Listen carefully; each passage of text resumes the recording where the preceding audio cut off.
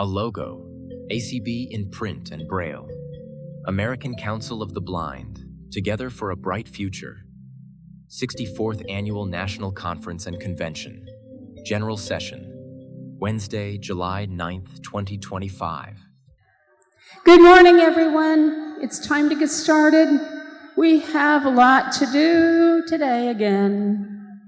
Oh boy. And I know we're excited about all of that. So welcome to Wednesday, I think. It's a good thing I have a calendar on my phone because I'm really losing track. It's really getting bad. I'd like to start us this morning with our salute to the flag. It is going to be led by our DKM first-timer recipients, Ava Caruth from West Houston, Texas, and Courtney Smith from Talladega, Alabama. We'll let them do the pledge with us.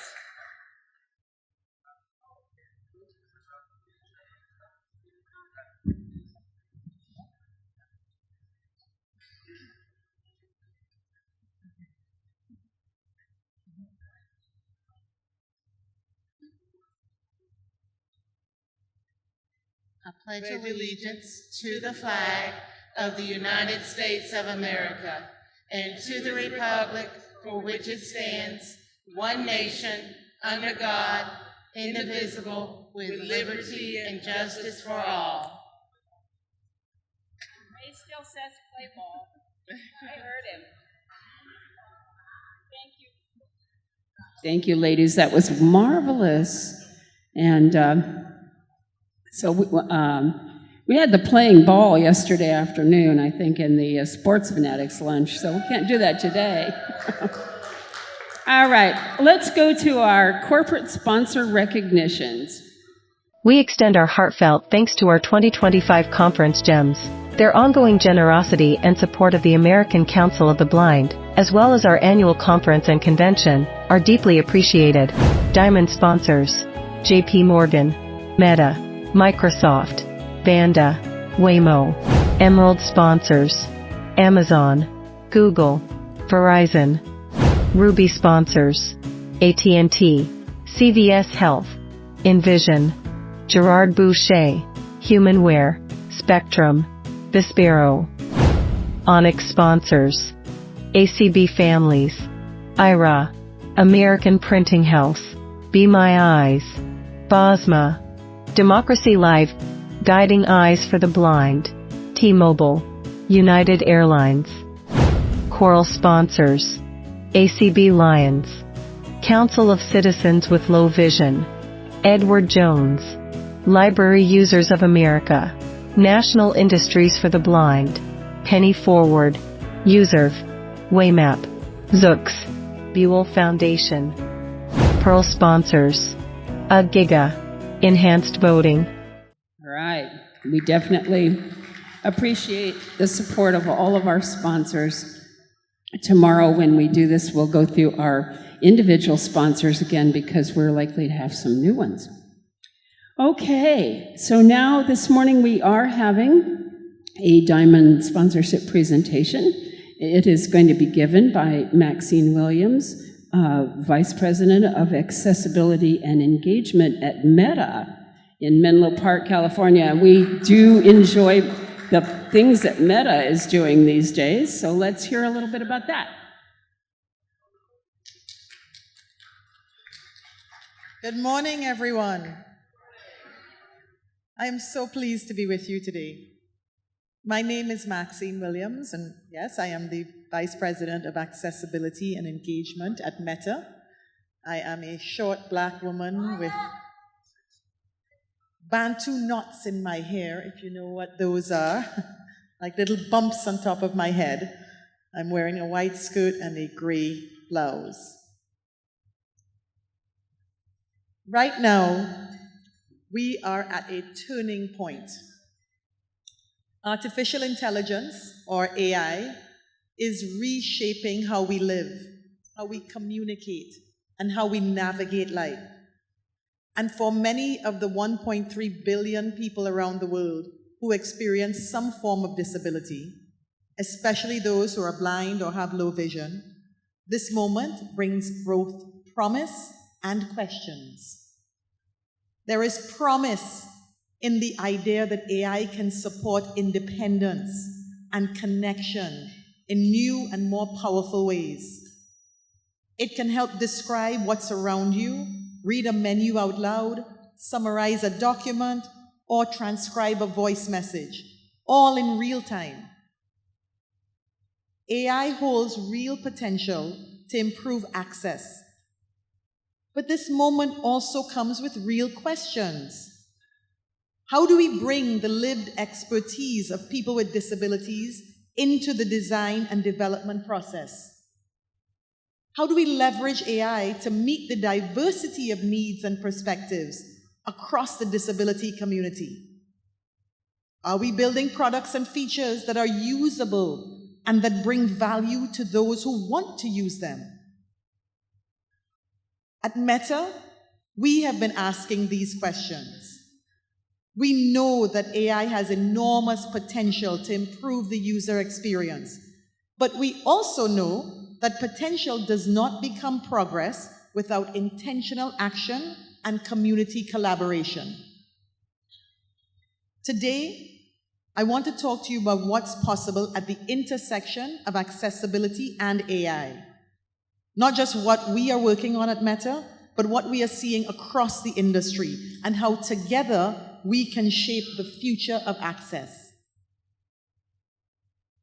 AI is something that works in the background to make your life easier, more convenient, and more enjoyable.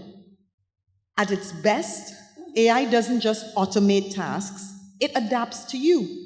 It augments how you move through the world, on your terms, responding to your context, your environment, and your preferences. For blind and low vision users, that promise is not abstract. You have been using assistive technologies for years, navigating with screen readers, OCR tools, and description apps that have long provided foundational access.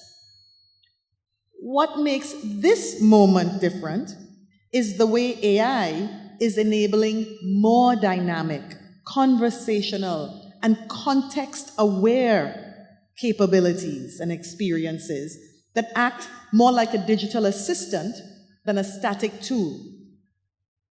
These new capabilities allow people to complete tasks that once required the help of others, such as identifying objects or understanding spatial layouts, independently and privately. And that shift is meaningful, because when assistive technology preserves your autonomy, it's not just more advanced, it helps to level the playing field. Let's take the Ray-Ban Meta glasses.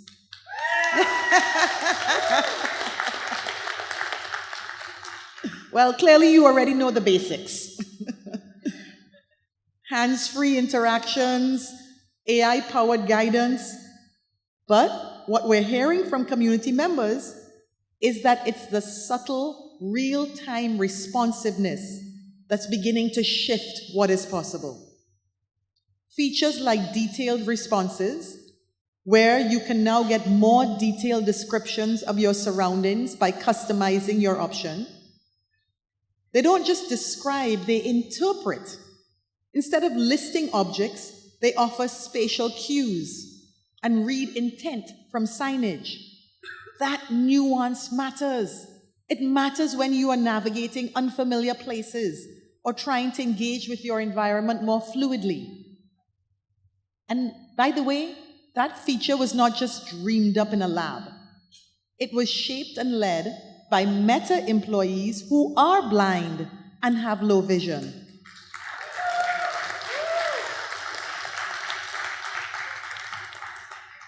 It was tested by our partners at Be My Eyes and informed by direct feedback gathered through user research and a dedicated advocacy outreach that we held with organizations like the ACB.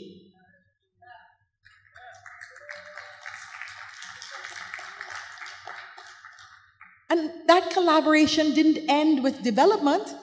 It was continued through iteration.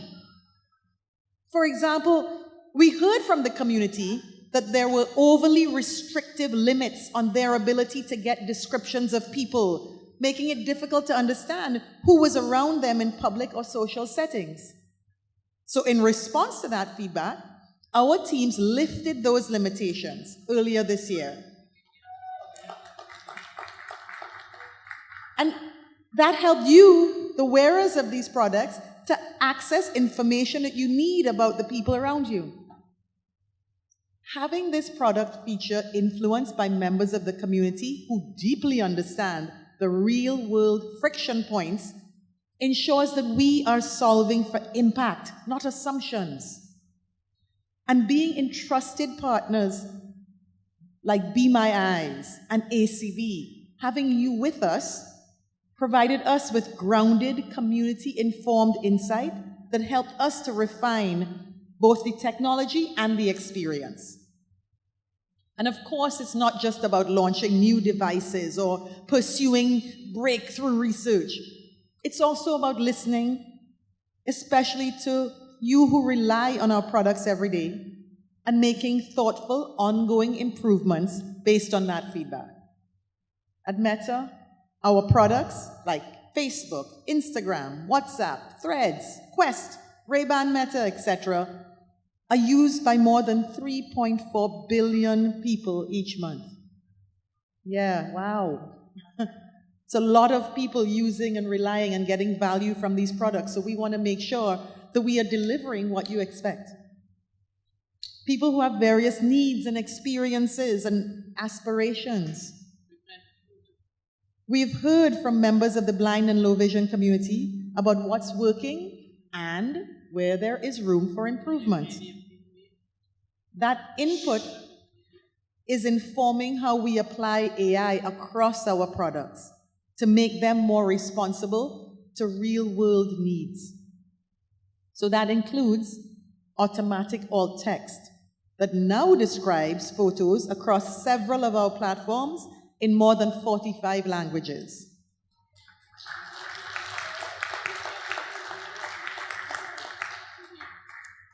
Audio descriptions in reels and videos so that more visual content is accessible. Screen reader support in Meta Quest. You've got to try the Quest. Introducing new possibilities for entertainment, education, and social connection in virtual reality. Enhanced color contrast and labels across WhatsApp, Instagram, Quest, and more to make content easier to perceive and navigate. We know we are not done. We believe that in order to achieve our mission of building the future of human connection and the technology that makes it possible, we need to build products that are accessible and provide value to everyone. This is a direction that we are heading in with focus and intention. And one of our biggest lessons we've learned is that we can't do this work in a vacuum. In fact, it's something I'm extremely proud of at Meta, is how much we've learned from the disability community. You've told us what's missing. You've tested features. You've pointed out friction points, helped us to continue to improve how we design. You helped us shape detailed responses. You helped us refine Call a Volunteer through our partnership with Be My Eyes. And you continue to show up with clarity and candor, helping us to understand where our products can continue to evolve to meet your needs.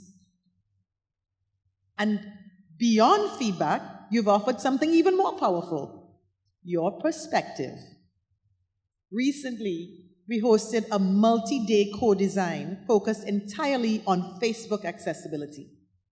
For those who are unfamiliar, a co-design is a participatory research approach in which we bring users and experts into our product design process as equal contributors. For this particular engagement, we invited blind and low vision users, advocates, and organizations to work side by side with our product teams to explore barriers, collaborate on solutions, and prioritize updates. This wasn't a surface level workshop. It was a deep, immersive collaboration, one where your lived experiences and expertise directly impacted how our teams think about accessibility on the platform. And we didn't ask community members to be participants, we asked them to be partners. They weren't there just to test the features or give feedback. They were there to shape the vision, to challenge assumptions, and to help us reimagine what's possible. Together, we reframed what is considered average or good enough. What we heard from many co-designers was that a product or feature they used recently was average. But when we probed, we discovered that average often meant barely or only somewhat usable. Yeah, and sadly, that reflected a history of low expectations from technology that wasn't built with the community in mind. Now, that insight helped us to further fuel how we work towards experiences that feel truly accessible for our users. And today, the findings from that co-design are already informing more improvements and new features on Facebook. But we know that we can't stop there. This is ongoing work, and it is being shaped by your voices, your perspectives, your experiences, and your participation. So, where do we go from here? Well, we keep listening and we keep learning. We build with AI that enables autonomy and independence. We build with tools that are open and shareable. We build products that reflect your real-world needs. And we build with communities, not just for them.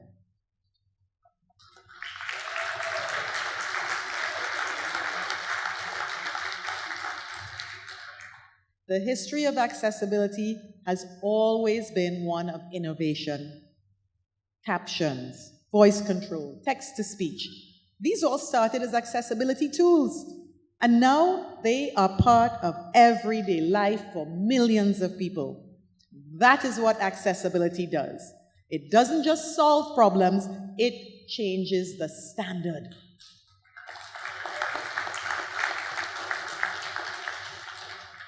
And when we build with accessibility from the start and prioritize the people who need it most, we end up making products that are better for everyone. So thank you. Thank you for your leadership, your feedback, your partnership. You are not just influencing the products we build, you are shaping the future of what is possible with AI, with technology, and with the future of human connection.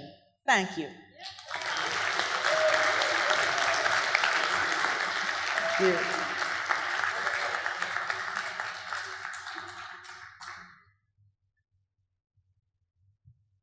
All right. Whoa, that's a little loud. Sorry about that. Okay, we're going to continue on. Thank you so much. That was a great presentation. Very, very exciting. And I appreciate that a lot. All right. But it is now time to do our next affiliate roll call. And yay, it's lots of fun. So you know your order, and it won't be too hard today because we have only 2 names to deal with. You all did great yesterday. Thank you so much for that. That was good. Got them in the order. It made it a lot easier for our folks up here who do great work together.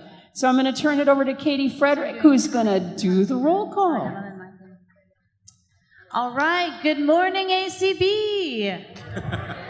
All right, so today we have the 3rd verse, same as the first, a little bit louder and a little bit better, and I won't rhyme anymore. So, if we could have Alabama through Connecticut, please start making your way to microphones.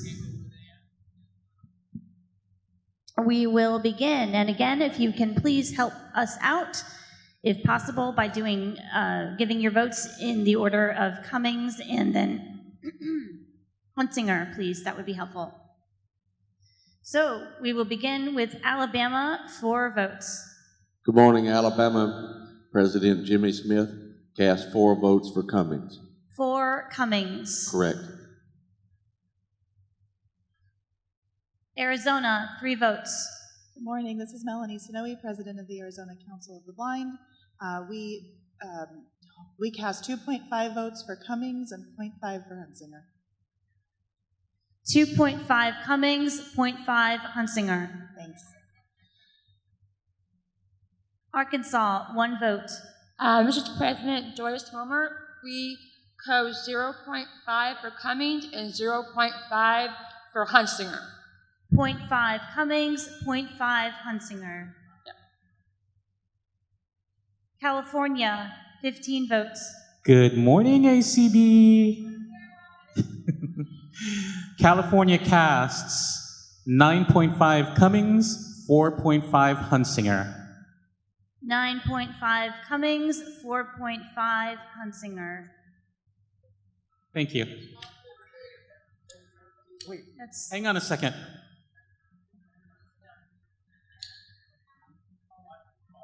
Need to make one more California. Sorry, 9.5 Cummings, 5.5 Hunsinger.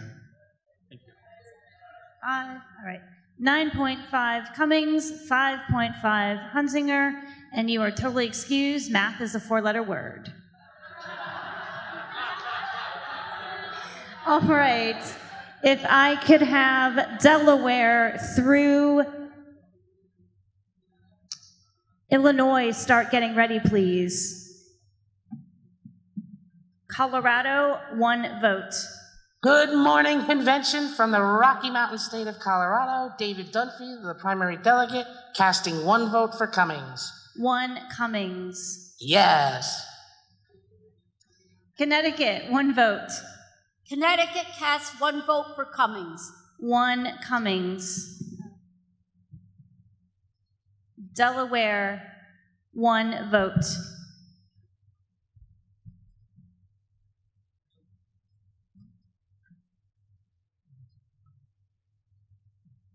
Delaware Council, 1 vote.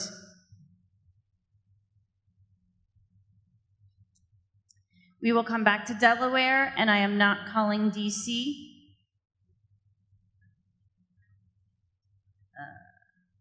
Florida, 25 votes. Good morning. This is Sheila Young. Florida is proud to cast 19 votes for Cummings, 6 for Hunsinger. No, that's not right. Yes. Again, math, my friends. It's All easier with 4. No. 19 Cummings, 6 Hunsinger. Yes, ma'am. Thank you. All right, quiet, please. Georgia, 5 votes.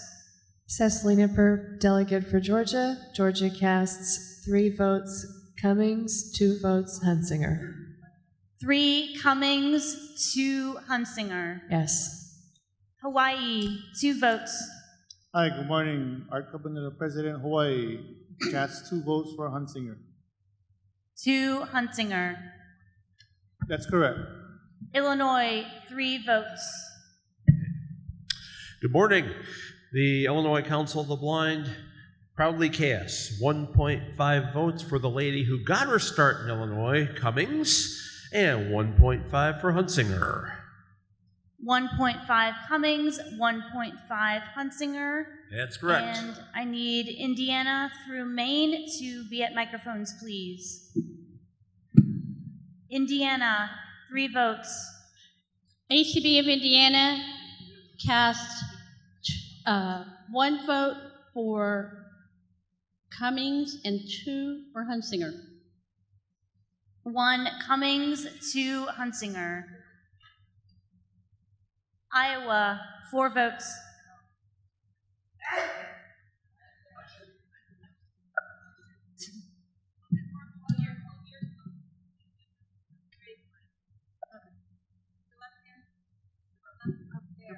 All right, thank you.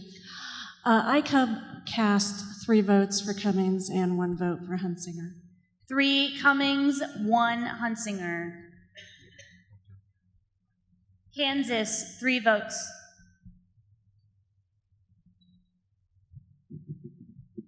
Kansas cast their votes as follows: 1.5 Cummings, 1.5 Hunsinger. 1.5 Cummings, 1.5 Hunsinger. Yes. If I could have Maryland through Mississippi, get ready please. Next, we will go to Kentucky, 13 votes. This is Debbie Persons with the Kentucky Council of the Blind. Kentucky cast 11.5 votes for Cheryl Cummings and 1.5 votes for Christine Hunsinger. 11.5 Cummings, 1.5 Hunsinger. Yes. Bluegrass, 3 votes. Bluegrass cast all 3 votes to Cummings. 3 Cummings. Louisiana, 2 votes. Good morning. I'm Troy Cheney, representing the great state of Louisiana, and we have 2 votes. We have 1 for Cummings and 1 for Hunsinger. 1 Cummings, 1 Hunsinger.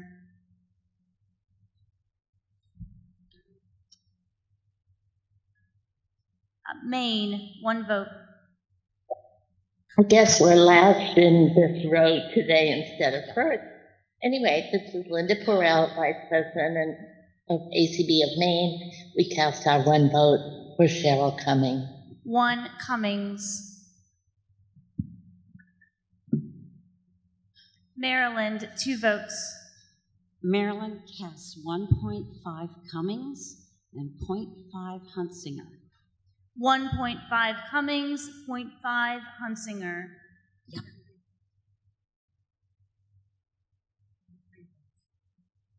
Yes. Marilyn, you do have 3 votes. I apologize. I thought it was 2. It's 2. Operator error, it's 2. Yeah. All right. Bay State, 8 votes. Good morning. This is Diana Leonard, Bay State delegate. We cast all 8 of our votes for Cheryl Cummings. 8 Cummings.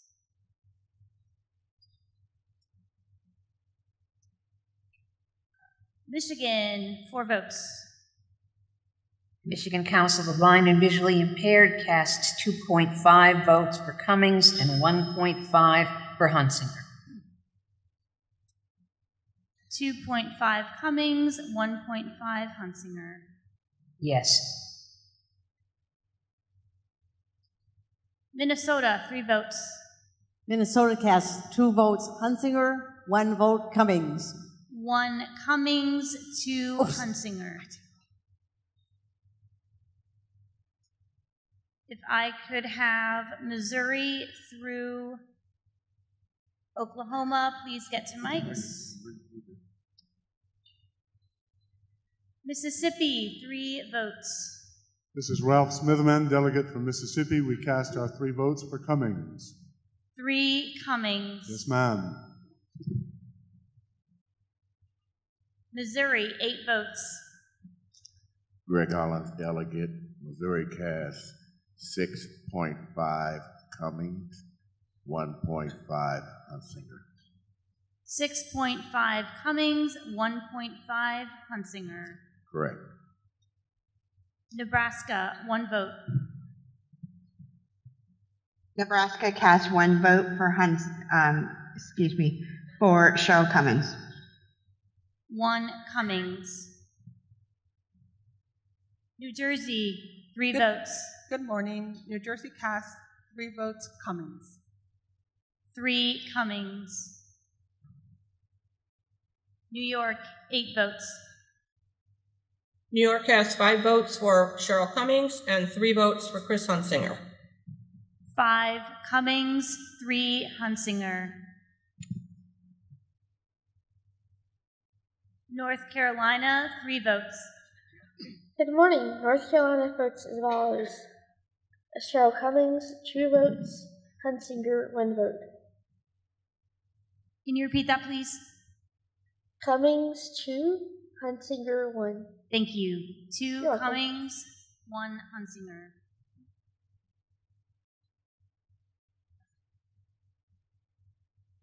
North Dakota, 5 votes.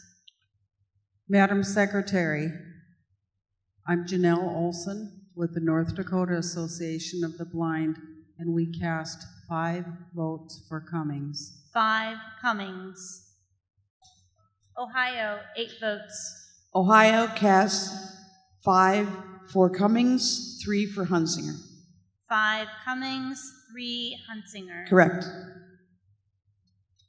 If I could have Oregon through Texas get to microphones, please. Oklahoma, 15 votes. Good morning. Oklahoma Council of the Blind would like to cast 5 votes for Cummings and 10 votes for Hunsinger. 5 Cummings, 10 Hunsinger. Oregon, 4 votes. Oregon, this is Carrie Muth. We vote 3.5 Cummings, 0.5 Hunsinger. 3.5 Cummings, 0.5 Hunsinger. Correct. Thank you. Pennsylvania, 7 votes. This is Debbie Hill, delegate from Pennsylvania. We cast 1 vote for Cummings and 6 votes for Hunsinger. 1 Cummings, 6 Hunsinger. Palmetto Council, 1 vote. 1 Cummings. 1 Cummings. South Dakota, 3 votes. South Dakota Association of the Blind cast 3 votes for Cummings. 3 Cummings. If I could have Utah through AABL get to microphones, please. Tennessee, 7 votes. Good morning. Tennessee cast 6 votes for Cheryl Cummings, 1 vote for Hunsinger. 6 Cummings, 1 Hunsinger. Thank you. Texas, 12 votes. Good morning, Madam Secretary. The state of Texas cast 11 rain-soaked votes for Cheryl Cummings and 1 rain-soaked vote for Chris Hunsinger. 11 Cummings, 1 Hunsinger. Utah, 14 votes.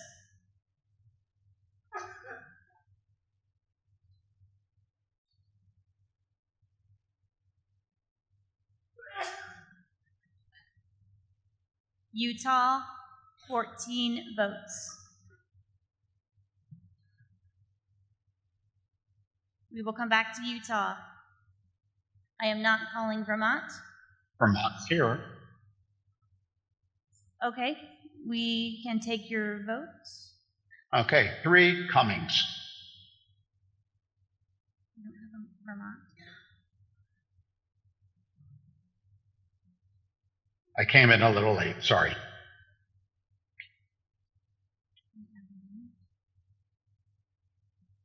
This is Tom Frank from Vermont.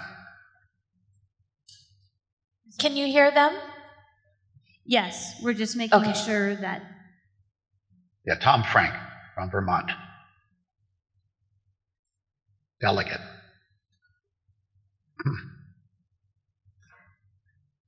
Are we good?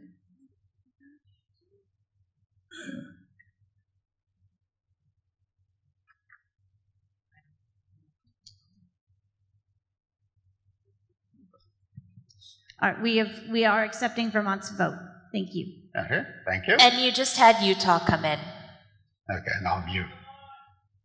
Point of order, how many votes did Vermont have? 3. Thank you. And we have Utah on Zoom, if we're ready with the sheet. Utah, 14 votes. This is Sandy Rukinich, delegate from Utah. We cast 5 votes for Cummings, 9 votes for Hunsinger. 5 Cummings, 9 Hunsinger. Correct. Virginia, 4 votes. Doug Powell, delegate from Virginia. Cummings, 2.5. Hunsinger, 1.5. 2.5 Cummings, 1.5 Hunsinger. Correct, thank you. Washington, 17 votes. Washington has 16.5 for Cummings, 0.5 for Hunsinger. 16.5 Cummings, 0.5 Hunsinger. Yes. Mountain State, 2 votes. Mountain State, 2 votes for Cummings. 2 Cummings. Yes. Wisconsin, 1 vote. We vote 1 vote for Cummings. 1 Cummings. Correct. Thank you.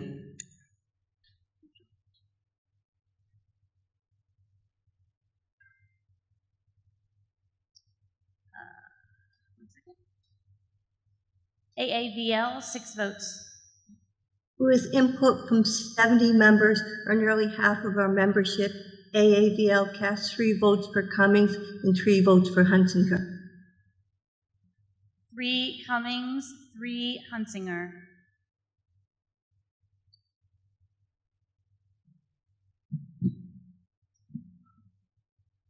Blind teachers, 2 votes. Blind teachers casts 1.5 votes for Cummings and 0.5 votes for Hunsinger. 1.5 Cummings, 0.5 Hunsinger. Yes. Attorneys, 2 votes. Good morning, ACB. Madam Secretary, attorneys cast in a lawyerly way 1 vote for Cummings and 1 vote for Hunsinger. Thank you. 1 Cummings, 1 Hunsinger. Diabetics in Action, 5 votes. Good morning. ACB Diabetics in Action cast 4 votes Cummings, 1 vote Hunsinger. 4 Cummings, 1 Hunsinger. That's correct. Thank you. ACB Families, 4 votes. Good morning. ACB Families votes 2.5 for Cummings and 1.5 Hunsinger. 2.5 Cummings, 1.5 Hunsinger. Correct. If I could have Next Gen through CCLVI get to mics, please. Government employees, 1 vote. Government employees, 1 vote Hunsinger, 1 vote Cummings. 0.5 Hunsinger, 0.5 Cummings. 0.5 Cummings, 0.5 Hunsinger. Thank you. ACB Next Gen, 3 votes. In front of you. ACB Next Generation casts all 3 votes for Cheryl Cummings. 3 Cummings. Yes. Lions, 3 votes. Chuck Jones, alternate delegate for ACB Lions. 2 votes for Cummings, 1 vote Hunsinger. 2 Cummings, 1 Hunsinger. Radio Amateurs, 1 vote. Radio Amateurs casts its 1 vote for Cheryl Cummings. 1 Cummings. That is correct. ACB Students, 1 vote.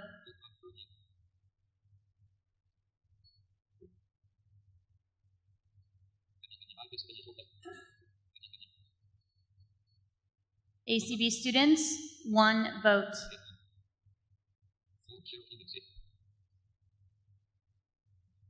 We will come back to the students. They're busy studying.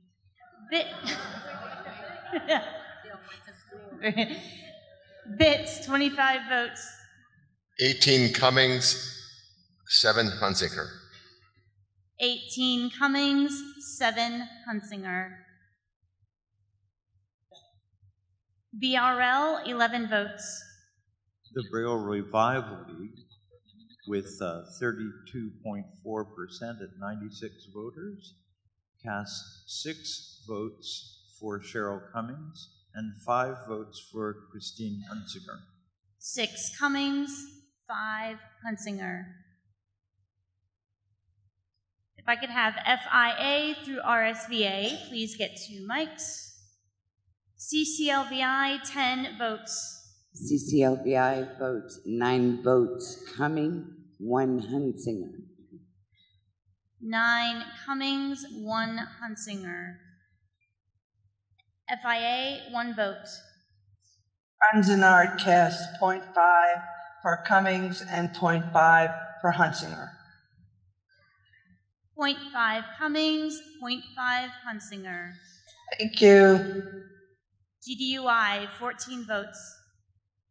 Good morning. GDUI votes 10 Cummings, 4 Hunsinger. 10 Cummings, 4 Hunsinger. Correct. Thank you. Ivy, 1 vote. IVIE, 1 vote for Cummings. 1 Cummings. Lua, 8 votes. Hi, this is Mary Hopp, Lua's alternate delegate, and we cast 6 votes for Cummings and 2 votes for Hunsinger. 6 Cummings, 2 Hunsinger. Correct, and you're doing a great job, Katie. Thank you. RSVA, 13 votes. RSVA votes 8 for Cummings and 5 for Hunsinger. Hello, ACB world. 8 Cummings, 5 Hunsinger.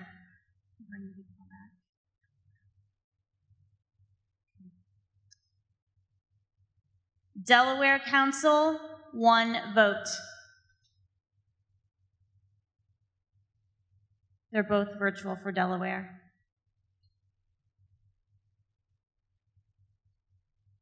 Any hands in Zoom? No hands. Okay. ACB students, 1 vote.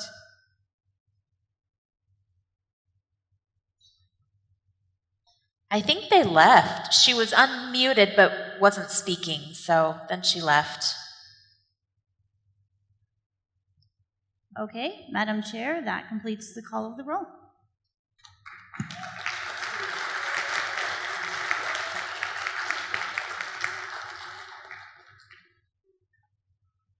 Nice roll calling, very nice. All right.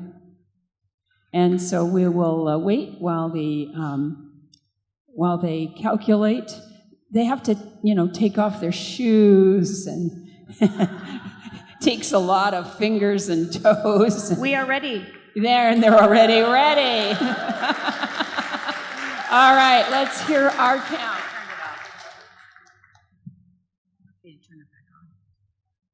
Okay, so I'm going to start with the grand total first. 672 Cummings, which is 72.1%. 260 Hunsinger for 27.9%. For the affiliate vote, 245 for Cummings, or 71%, 100 for Hunsinger, or 29%. For the individual vote, 427 for Cummings, or 72.7%, 160, or 27.3 for Hunsinger.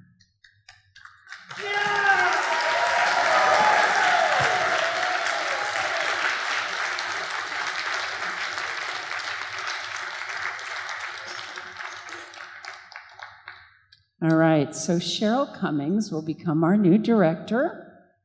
Cheryl, are you here? Would you like to say anything?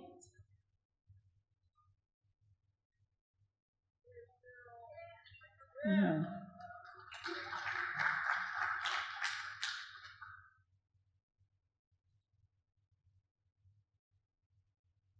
Is she coming to a mic? Okay, just wanted to make sure. And Chris, if you'll also get to a mic if you'd like to say something. So I just really want to say thank you to everybody. I'm really overwhelmed, and I promise that I'm here I will send out my email and phone number, and I really, really encourage people to get in touch and let me know what you're thinking, and appreciate your support. Just deeply thank you so much.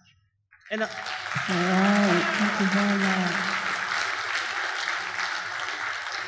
And Chris, you have something you'd like to say? She's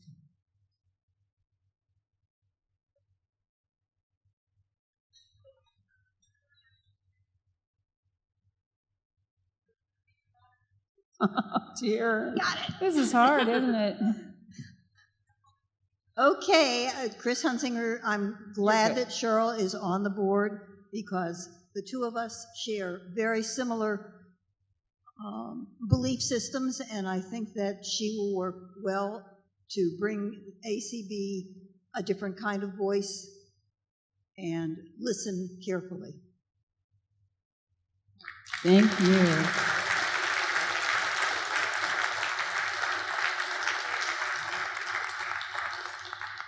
So our board is getting younger, which is something that our audience, our members have hoped would happen. We have Katie now and Cheryl coming both to the board.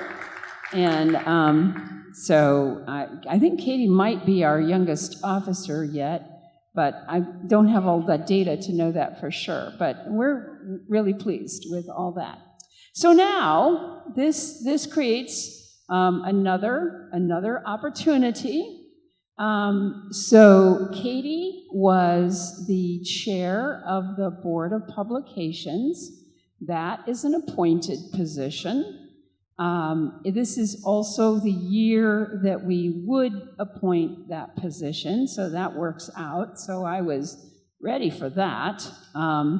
And for that position, we are appointing Zelda Gephardt from Edgewood, North Dakota.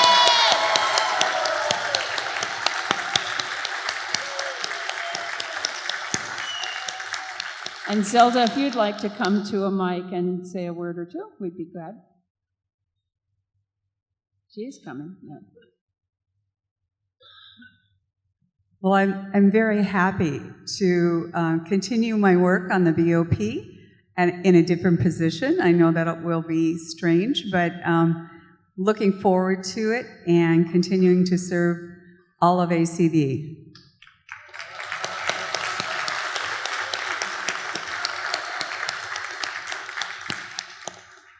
So Zelda was in an elected position on the Board of Publications, so that creates a vacancy that we will fill. Cheryl was also on the Board of Publications in an appointed position, and Cheryl's position will be filled later this week. Probably tomorrow I will be able to announce that. We do have someone that people have been talking to and working through with, and I just need to have a quick conversation to make sure, and we haven't been able to do that, but we'll be able to do that today. So I will announce that one tomorrow. I don't think it's going to impact anything else anywhere. So Zelda's position, the position that Zelda held, has 1 year left on the term. So this would be a one-year term position for the Board of Publications. And I'm now going to open nominations for the one-year position on the Board of Publications and ask, are there any nominations from the floor? We do have someone in Zoom, Okay. Deborah Armstrong. Uh-huh.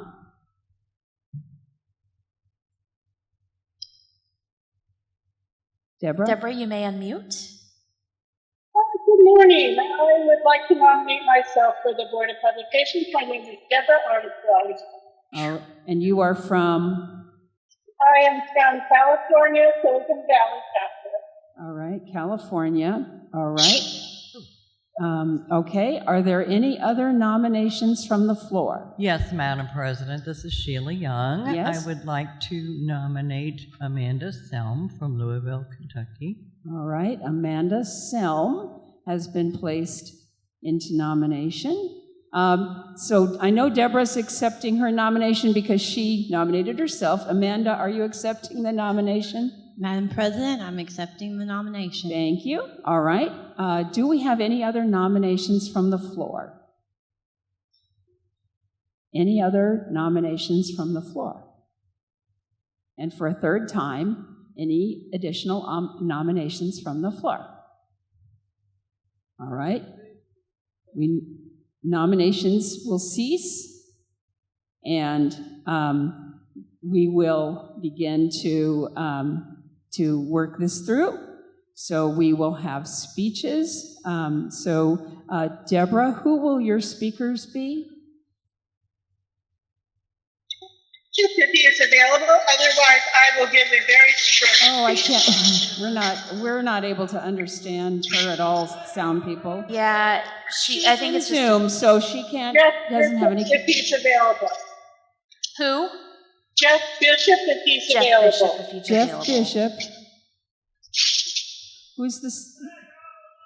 She is in Zoom. She has no control of this. Stop it. Who is your second speaker? I do not have the second speaker. She does not have a second speaker. Okay, thank you, Chanel. That's okay. So Jeff Bishop will be speaking. I'm sorry. We really are having difficulty in the room understanding anything coming from Zoom. So it's really difficult this morning. We apologize for that. So let's see. Amanda, I'm losing track. Amanda, I'm sorry. Who will be your speakers? Yes, ma'am.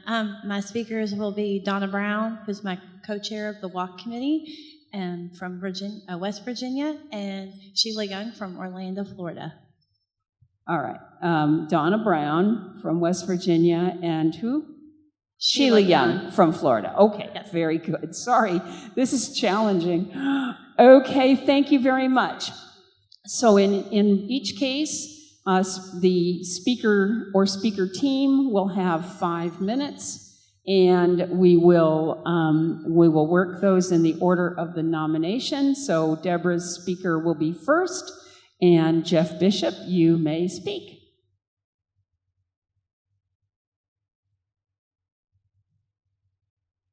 Where's Jeff? Jeff, are you in Zoom? He is not in Zoom. If you are, Jeff, if you could raise your hand, please. We don't see him in the room either.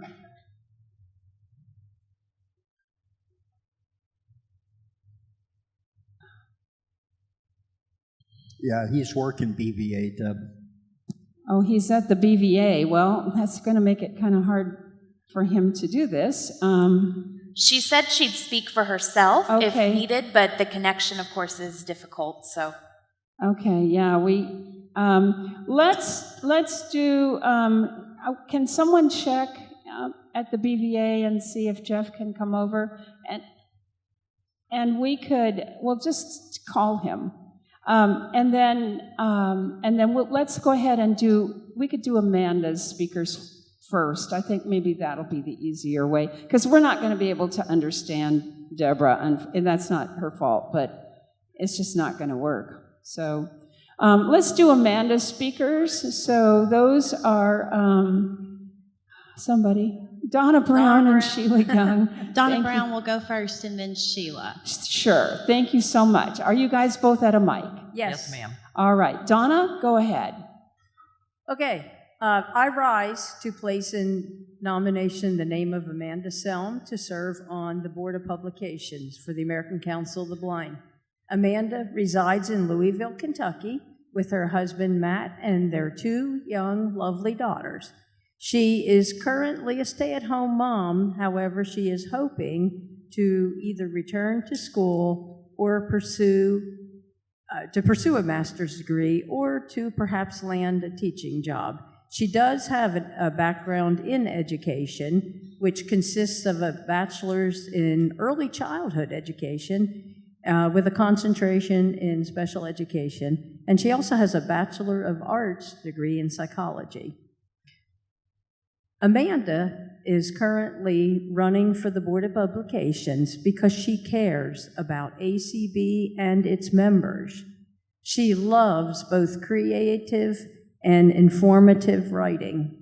She enjoys getting to know our members through their submissions in the Braille Forum, which means she actively reads the Braille Forum. And she also enjoys the ACB Voices blog and the Member at the Mic. Amanda feels that these types of publications create a family atmosphere in ACB. So at the state level, she's been very involved, and she first became a member of the Kentucky Council of the Blind through their Kentucky Council of the Blind Next Generation affiliate. And she is a member of that active Greater Louisville Council of the Blind chapter, which most of us read a good bit about. And she is also a member of the Kentucky Citizens of Low Vision, and of course, Kentucky Next Generation. She has served KCB in many capacities. She has served on their convention committee, their public relations committee, and she's assisted with their social media, which is very important. She's participated in several Soundprints episodes to speak about state and national level issues and events. Amanda was one of the charter members of the Kentucky Council of the Blind Next Generation. And she served 2 terms on the KCB Board of Directors. She chaired KCB's fabulous Crossroads Leadership Conference committee in 2018 and 2019. Amanda has served and was a very integral part in creating ACB Next Generation's affiliate, which is a very active affiliate in ACB. She chaired the steering committee, which kind of launched or was a launch pad for that affiliate, and then she served as its first president and served 2 years. Now she serves, of course, as the immediate past president for ACB Next Generation. And she continues to serve in that affiliate as their programs committee chair, membership committee chair. And at the national level, Amanda has served on the awards committee, the DKM committee, and she currently serves as co-chair of the ACB Brenda Dillon Memorial Walk Committee. And she has recently began serving on the ACB Scholarship Committee. Most recently, and probably most familiar to several of us, Amanda demonstrated her skills to work as a team player with the Burl Colley Leadership Training Committee to create a fast networking setup it was called Leadership Link Up, and it paired basically up-and-coming leaders with seasoned leaders. And one event was held virtually, and one event was held here at the convention. So in closing, please join me in bringing Amanda's energy, enthusiasm, youth to the ACB 5 minutes are Board up. of Publications. Stop. So we will not be hearing from your second speaker. All right, we are working to get Jeff. He is here. Oh, okay, we got Jeff. Yeah, we've been having a little difficulty with all that. So we have Jeff, I think, in the main Zoom, so this should work better. And Jeff, can we hear you? Yes, I believe so. Yeah, you're good, you're good. Okay, so you... I am sorry. Yes, so, okay, you may... Anyway, I'll explain later. Okay, so you may begin your presentation regarding Deborah Armstrong. Okay. Good morning, everyone. I'm here to speak on Deborah Armstrong's behalf. Deborah Armstrong is an individual working in the education space. She has been a vital member of our education team inside of Blind Information Technology Specialists. One of the greatest traits that I really admire about her is her ability to really take complex issues and refine them in ways that allows everyone to understand them and to communicate very effectively, which I think is a very pivotal role for the Board of Publications. She has assisted in taking the BITS education program to something that I strongly feel is very much recognized, not only inside of ACB, but across the technical industry as well, by technical leaders. She leads a valiant team of mentors, as well as people working on these education efforts, as well as producing, editing, both podcast material, content, and so much more. I would strongly encourage you to consider voting for Deborah Armstrong today for the Board of Publications position. Thank you.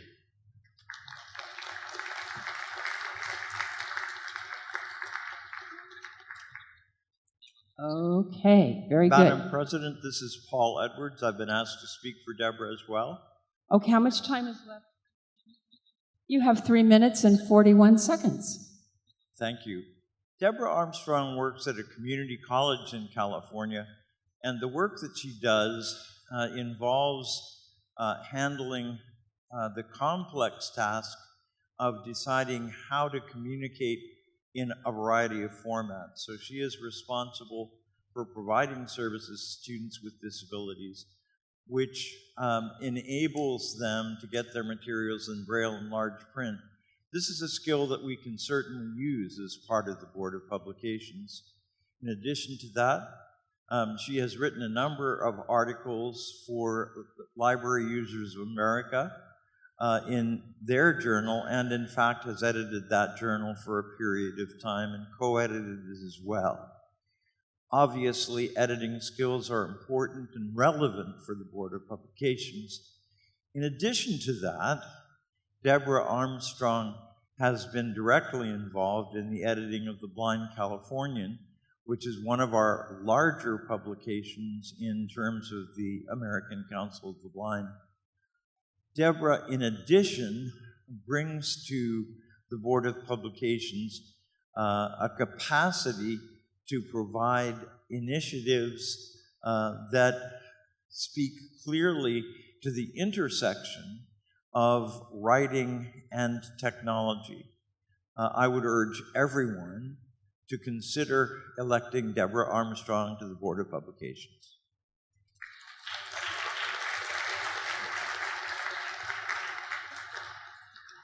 All right, flexibility is good around here, and we've gotten everybody accommodated one way or the other, and I appreciate that so much. Okay, so this afternoon we will be voting for individual vote for the vacant position, one-year position on the Board of Publications, and the candidates will be Deborah Armstrong from California and Amanda Selm from Kentucky. And then tomorrow we will have the affiliate vote on that, and we'll actually be done with voting.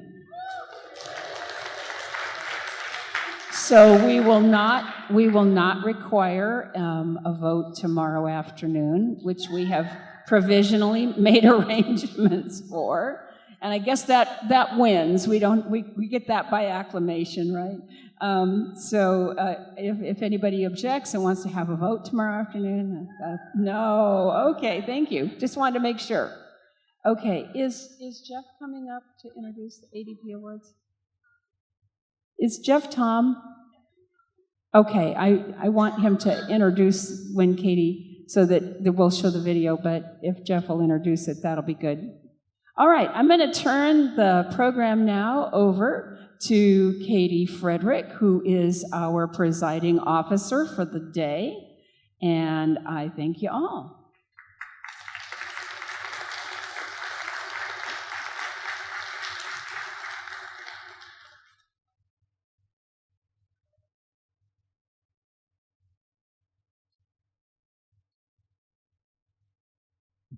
I'm back.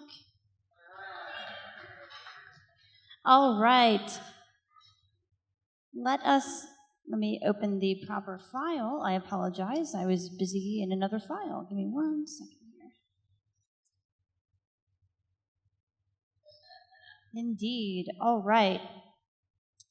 So the first thing that we are going to do this morning is, if my Braille display will cooperate, I apologize. I think roll call is easier than this. All right, so the first thing we have up this morning is a really cool thing, and I love audio description. Who else loves audio description? All right, so we have our audio description awards coming up, and I will turn the microphone over to my board member and colleague, Jeff Tom.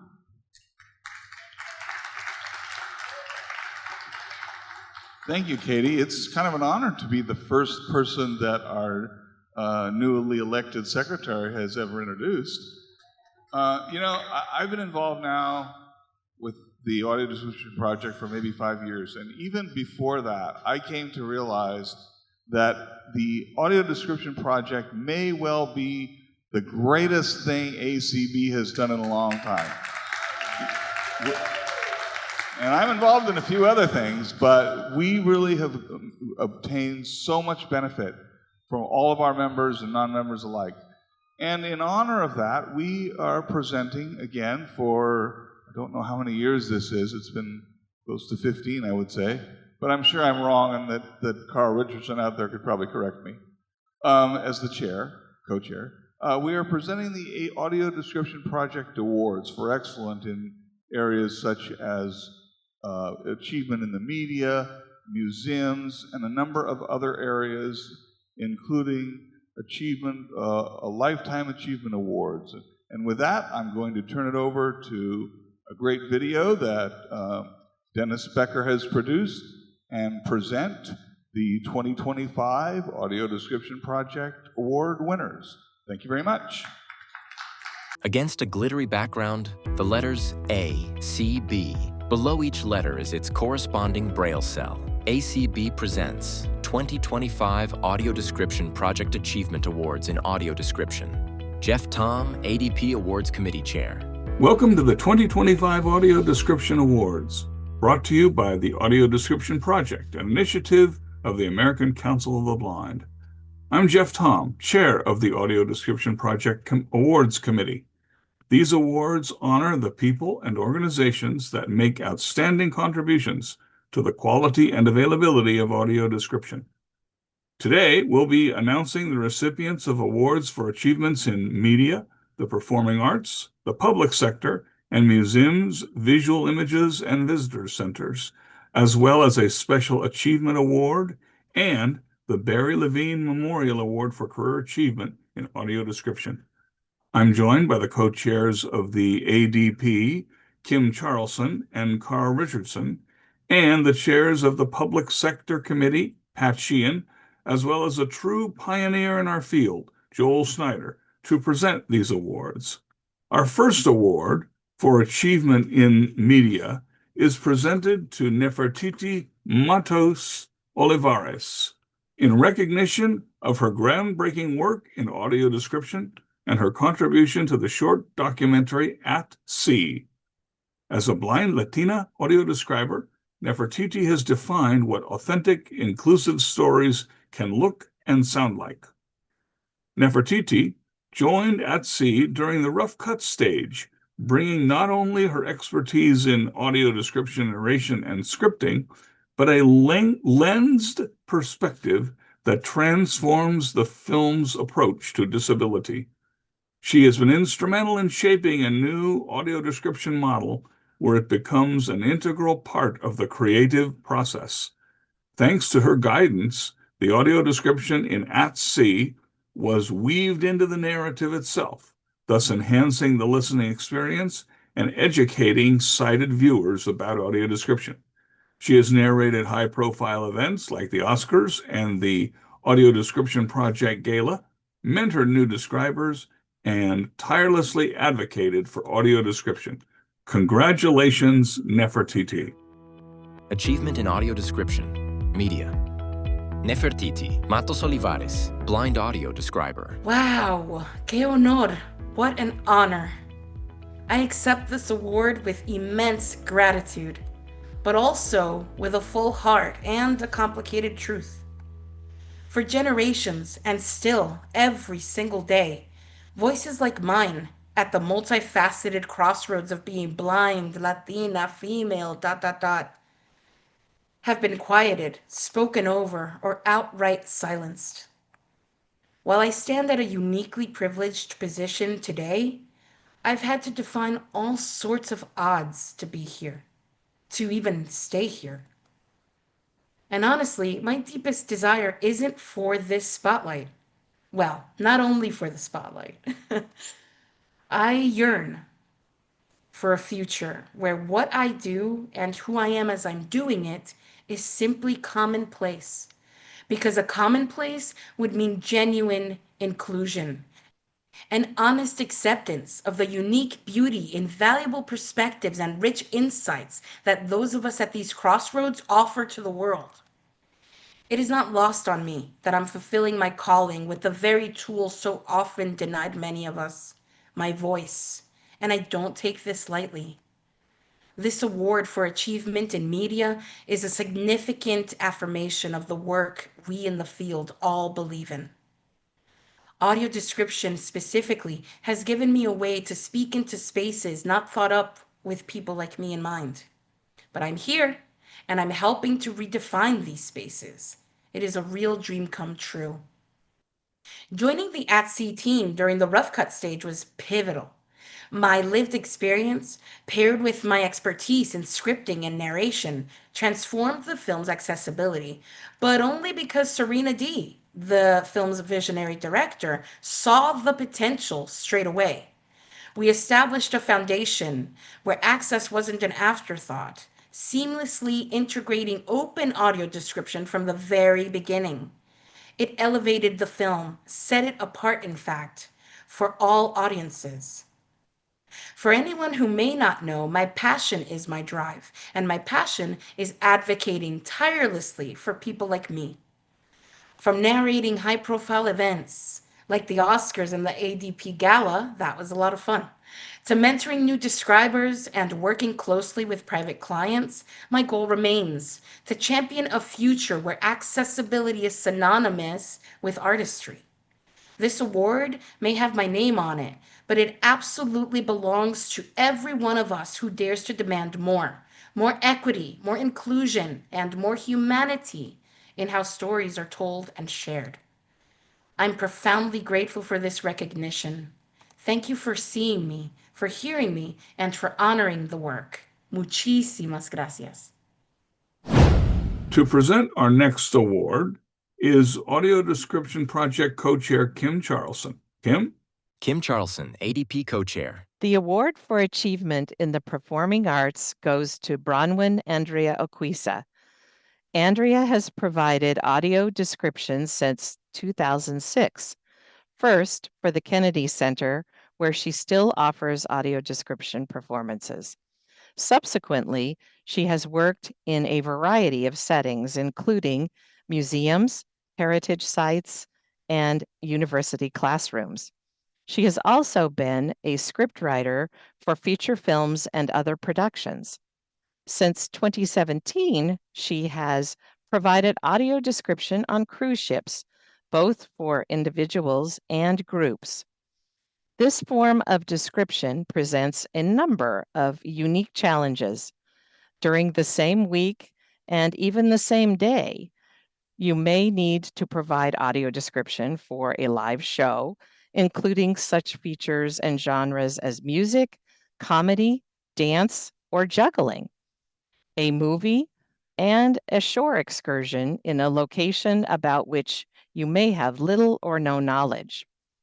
Also, audio description for a group on a cruise often requires dealing with different types of personalities and preferences for audio description. Andrea is unflappable in her efforts to meet any challenge that a cruise presents. She provides high-quality audio description for all the genres, is extremely patient, and is very flexible in her approach. She is unwavering in her aim to give the utmost audio description experience to her listeners. Finally, she values every individual for whom she describes, and she becomes as much of a friend as she is an audio description professional. Congratulations, Andrea. Achievement in Audio Description Performing Arts. Bronwyn Andrea Okwesa, Audio Describer. Hello, everyone, and thank you, Kim, for such a gracious introduction and for highlighting my audio description work on cruises. Your words mean a lot, and I'm grateful for this recognition. It's truly an honor to be recognized with this prestigious award among so many passionate accessibility advocates. I assure you I don't take it lightly. To the ACB and ADP, please accept my heartfelt thanks for championing AD and giving professionals like me a chance to feel that our work is valued. It's an incredible feeling to be recognized for something I love doing and that I truly believe makes a difference in the lives of the people I'm fortunate to serve. This award isn't only a celebration of my work, but also a testament to the fundamental right of blind and visually impaired persons to engage with the performing arts as fully as their sighted counterparts. It reinforces the privilege of helping to create welcoming theater environments that transcend divisions so that everyone can experience and connect with the performances they attend. While we applaud the remarkable progress made, we must also recognize that there's still much more work that we can do, both individually and together. As the great Helen Keller observed, alone we can do little, together we can do so much.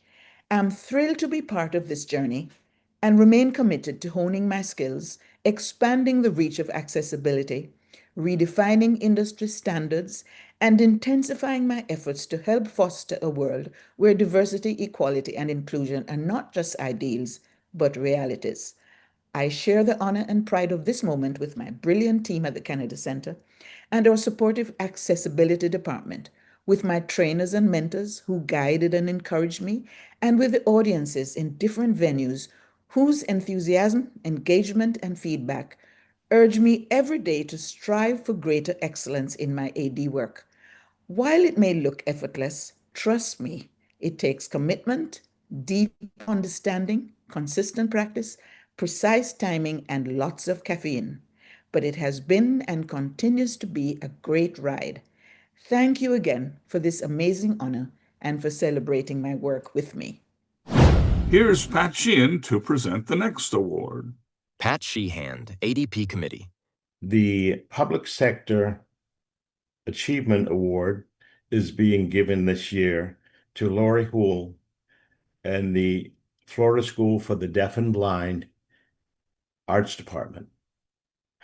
Lori is a member of the Thespian Society as a director and a sponsor, and in this role, she knows the value of audio description. She is very diligent in incorporating audio description in all of her plays that she produces. She will go in and look at the play even before there's been any auditions, there's been any rehearsals, or there have been any read-alouds, and write the audio description for the play. She will then take that audio description and incorporate that into the basic play so that it becomes part of what is produced for that particular play. Lori will then go out and cast the position of audio describer, which is cast just like any of the other part in the play, so that it becomes a very coveted role within the play, and individuals take a lot of pride in the work that they're doing. It has been the experience of the individuals who have been audio describers, and also those individuals who are blind and visually impaired, who help to write the audio description, that they will be able to take this work that they're doing and learn from it, learn that life has more opportunities sometimes when you step out and take advantage of those experiences around you. Congratulations to Lori and the Florida School for the Deaf and Blind Arts Department for this wonderful achievement in audio description. Audio Description Project Public Sector Award. Lori Wool, Florida School for the Deaf and Blind Arts Department. I am incredibly honored and humbled to accept the Audio Description Project Public Sector Award for 2025 on behalf of myself and the Florida School for the Deaf and the Blind Arts Department. Thank you to the American Council of the Blind and the Audio Description Project for recognizing our efforts to make the performing arts a truly inclusive space.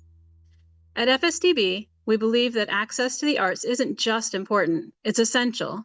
We're passionate about ensuring that the arts are not only available, but genuinely accessible to every student and audience member. We strive for advocacy not only here at FSDB, but also as outreach into the blind community of Northeast Florida. In our theater program, we've taken a proactive approach to accessibility by weaving audio description directly into our live performances, even when working with pre-existing scripts. We carefully embed descriptions in a way that honors the original text while seamlessly supporting blind and visually impaired audience members. In doing so, we've learned that accessibility can itself be an art form. Just as important, we teach our students to do the same. Our young performers learn not only how to act, but how to describe, meaningfully, creatively, and with purpose. The role of audio describer is now an auditioned part of our cast, an essential voice in our storytelling. What's come from this work is more than access. It's empowerment. It's leadership. It's a new generation of performers and creators who understand that inclusion and excellence go hand in hand. To my students, you inspire me every day with your courage, creativity, and commitment. To my colleagues, especially Mrs. Costello, Ms. Glenn, and Mr. Crozier, who have shaped the role of audio description at FSDB for over 25 years, thank you. And to our administration, Mr. Cosgrove and Ms. Bogue, and the entire FSDB community, thank you for supporting innovation and equity in the arts. And finally, to ACB and ADP, thank you for championing the power of accessible storytelling. Together, we're proving that inclusive theater isn't just possible, it's powerful. Thank you. The award for museums, visual images, and visitor centers is presented to Abby Jones and the Craters of the Moon National Park team for their outstanding audio description as part of Descriptathon 11. During this intensive 3-day activity, in which national parks throughout the country and blind and low vision individuals throughout the world engage in learning and producing audio description, Abby served as the team captain for the Craters of the Moon National Park team located in Idaho.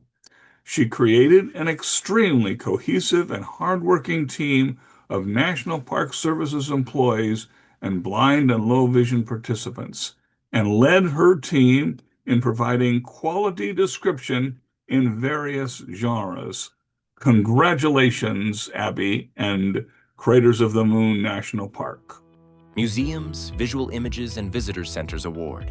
Abigail Jones, Craters of the Moon National Park. Hi, my name is Abby Jones, and I just want to thank you all for this lovely honor. I'm accepting this award on behalf of the Craters of the Moon Descriptathon team. Myself with 9 other individuals worked to audio describe the Craters of the Moon brochure to make it accessible for those who are blind and low vision. It was truly a wonderful experience to work with this team. I learned so much from all these intelligent and creative individuals, and they're from all over the country, and we would meet weekly just to get together, to go over things, to bounce ideas off each other, to make sure that we were delivering a product that truly made things more accessible. Out of this project, we did come up with a mascot, which is behind me, and this is Bob the Pika. And a pika is a part of the rabbit family. It's kind of like a small hamster-looking rodent, and it lives within the rocks, the lava rocks at Craters of the Moon.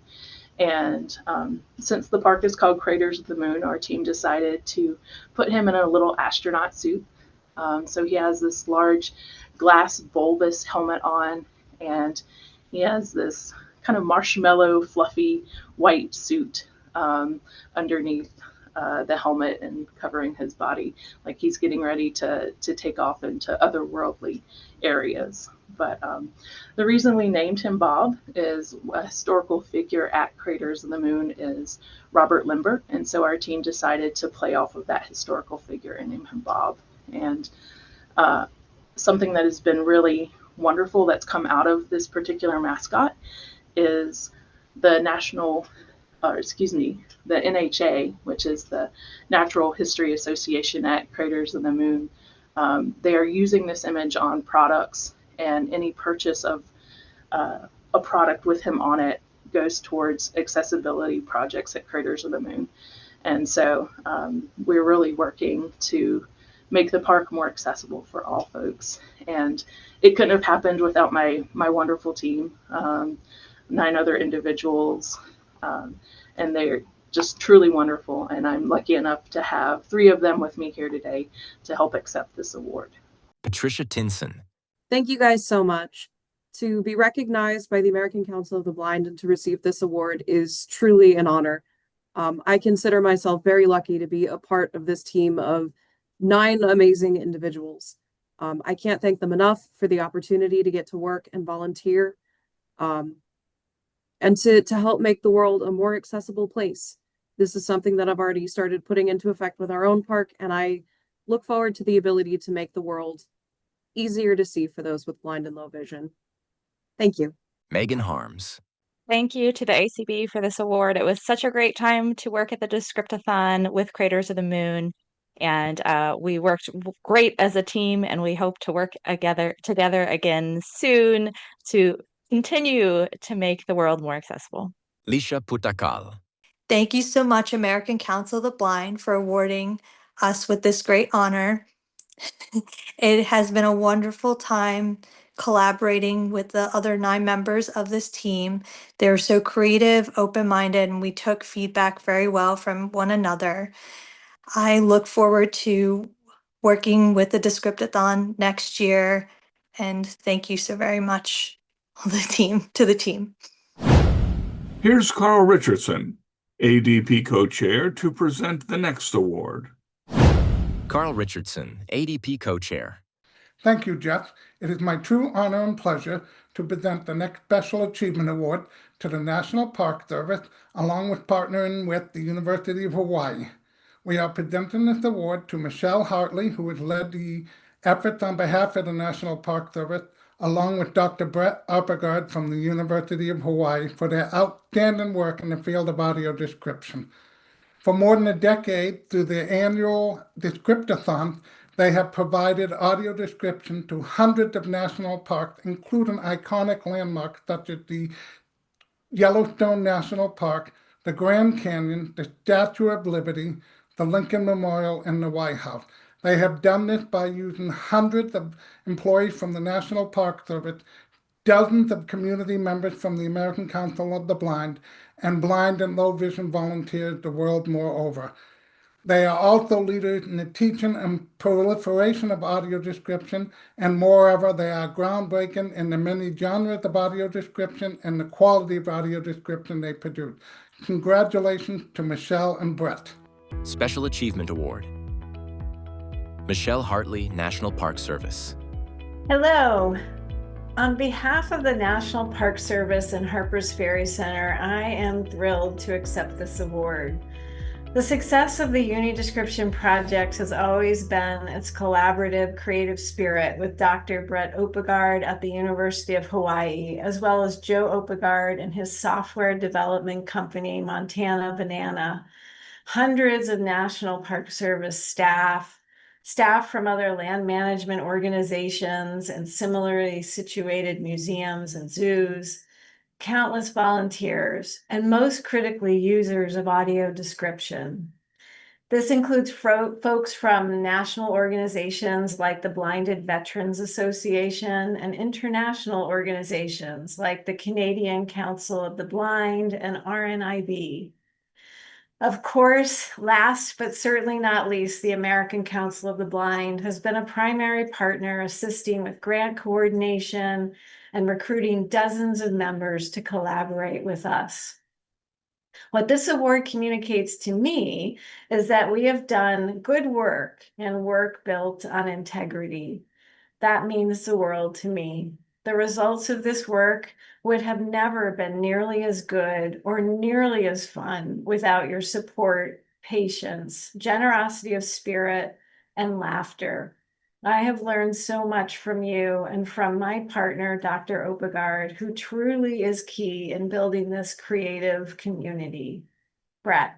Dr. Brett Opegard, University of Hawaii. Yeah, and the feelings are mutual, Michelle. The unit description team is a large, diverse, and fully engaged group of people focused on making the world a more accessible place. It is included from the very first day in the middle of 2014, Michelle, my brother Joe.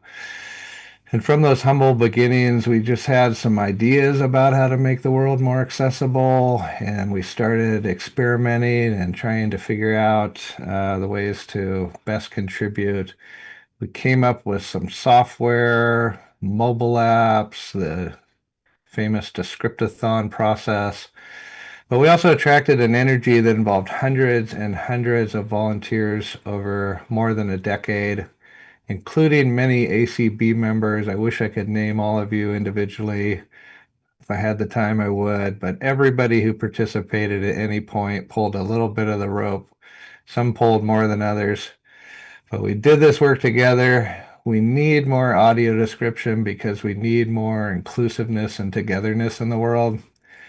We need more audio description because AD has become a frail political issue, and we need to fight for AD like any other political cause.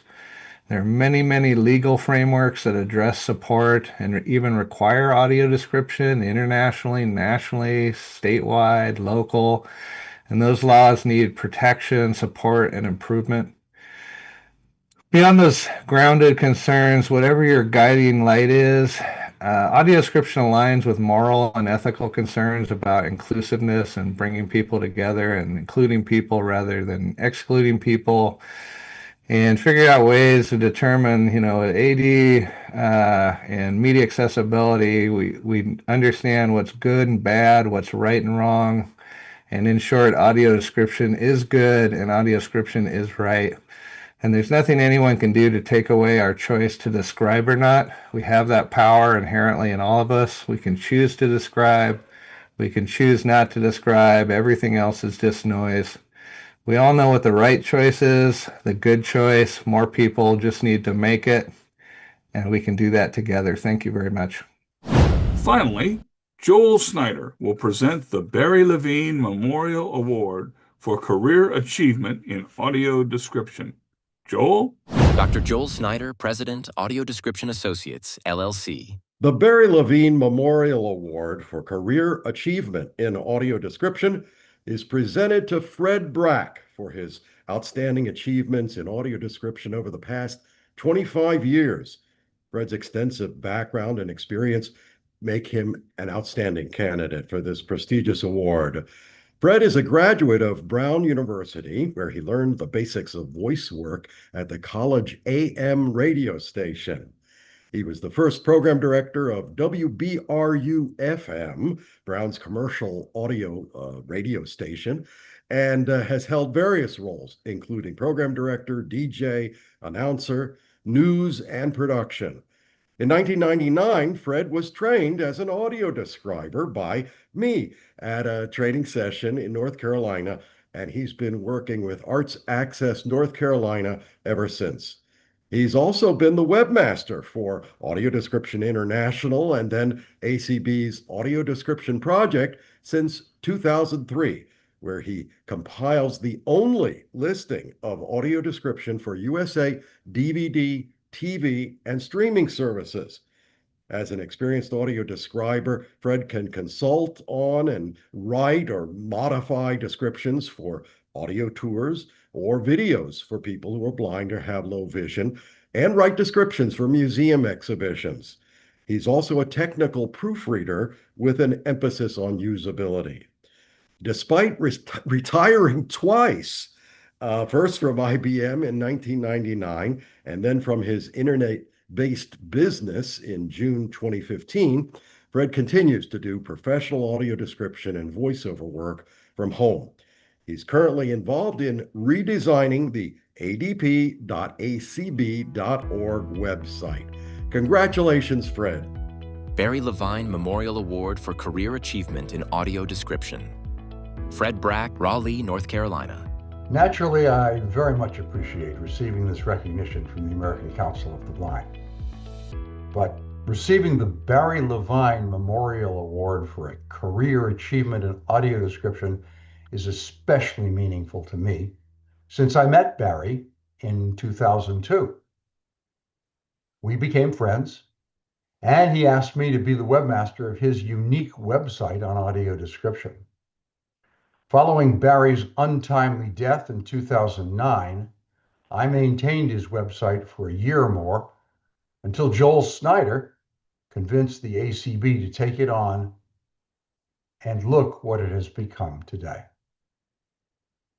When I began as webmaster, I struggled to find 1 or 2 described DVDs each year.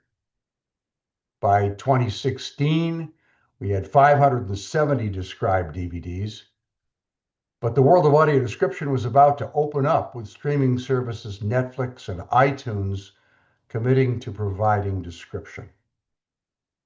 Today, we have over 12,000 described offerings available from over 20 sources.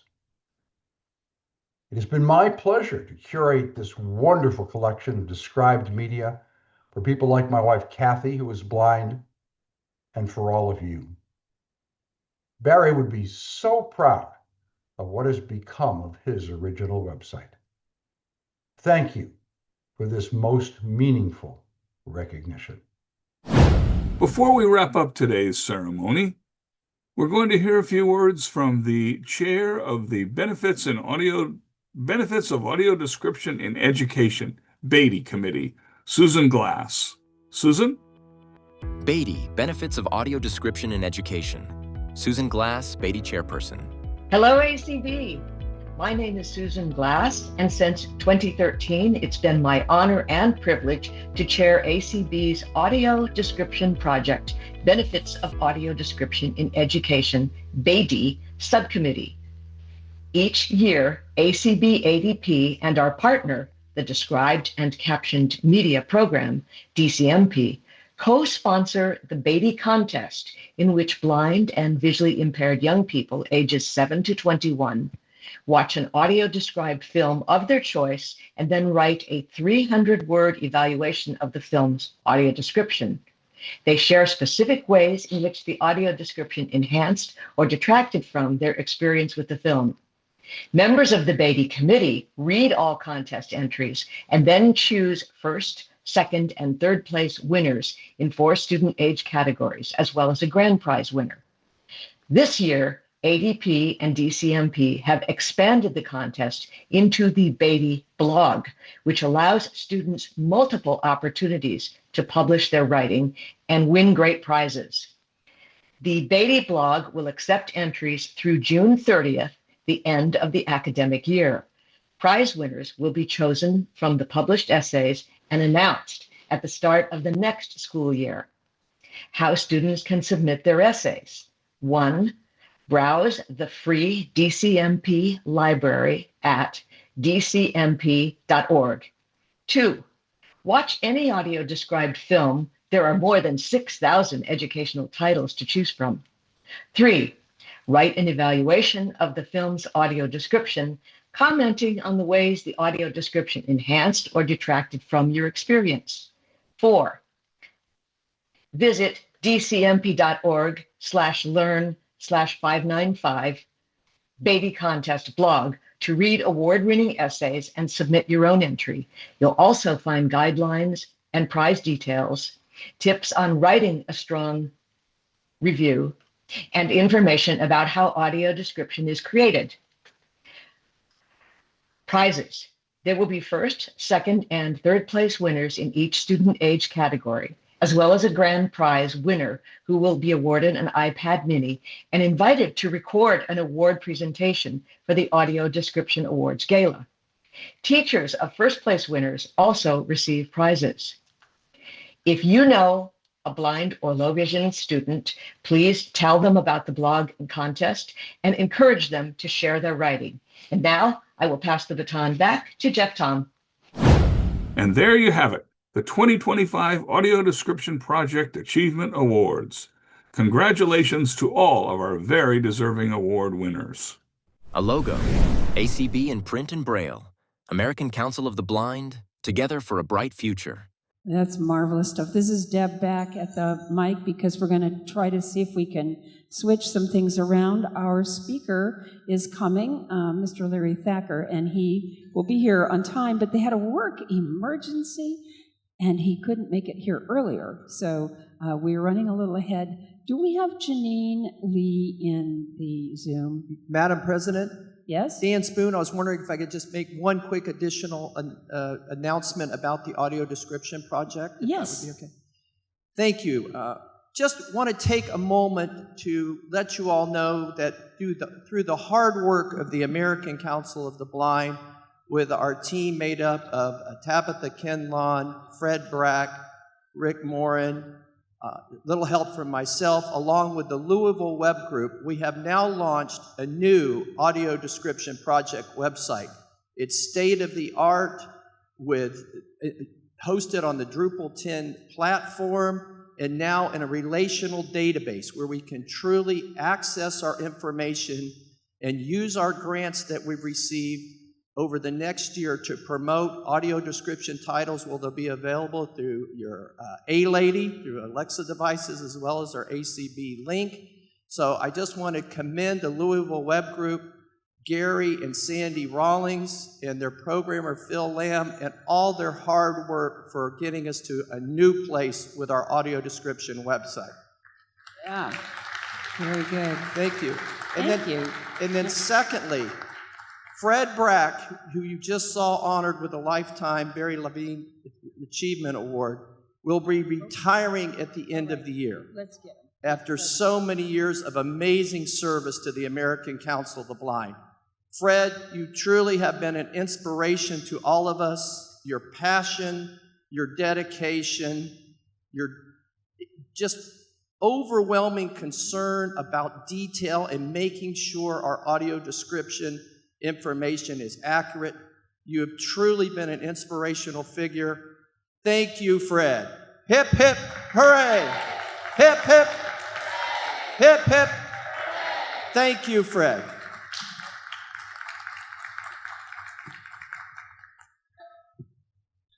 All right. Well, Deb and I are playing musical microphones up here this morning. So it's Katie, I'm back, and it is my pleasure to announce our next speaker. And each year, the local host committee, and I know this because we had a convention in Columbus in 2013 in Ohio, so I'm very familiar with this, but each year the local host committee helps find speakers for sessions, and they do a lot of other things behind the scenes. So let's hear it for our Texas Host Committee.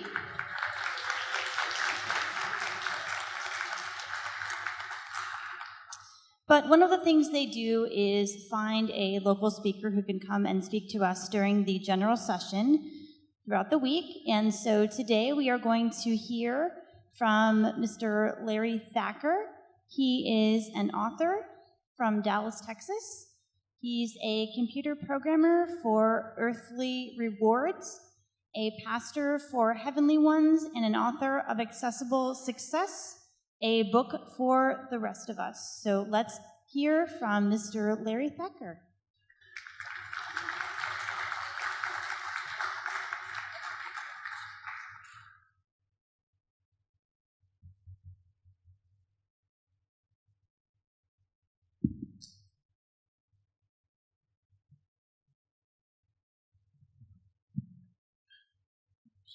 turn the whole thing over.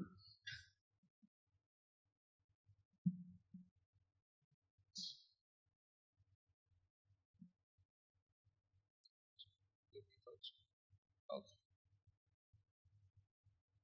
I'm trying to get in front of me without.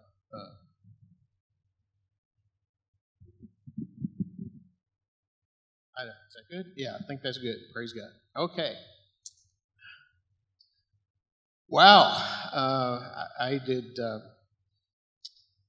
I was told by the committee that was doing all of this that my name had been submitted, and I said in not so many words, "Oh, they don't want to hear from me." So then I was surprised when I got the invitation. So thank you for the honor of sharing with you today. And I hope that what I have to say will be of benefit and encouraging to you. We all have our definition, I think, of success. What we perceive as a successful person. Maybe you have a particular person in mind when I say successful. Or maybe we have particular goals in our own lives. If I could do this, then I would consider myself successful. But we get older and things change, and we find ourselves settling for maybe a little less than that. But what if our definition is wrong? And it might be a little more accessible than we think. We all are very familiar with the term accessibility, right? It's a major concern for people who are facing any kind of disability. I'm blind, well, low vision, but I'll get to that in a minute. I'm blind. My wife is in a wheelchair, and as you can guess, there are challenges everywhere we've been. Because the world just isn't quite made for us. And that is why ACB does so much in that role of trying to make the world just a little more accessible. But what do we do about that? Do we give up? Do we just stop and hole up and take what we can and just deal with it? Well, maybe sometimes. But no, by and large, we don't give up. We continue to press forward, and we find our way. I'm not going to tell you today that you can do anything you want. But I can tell you that you don't have to settle.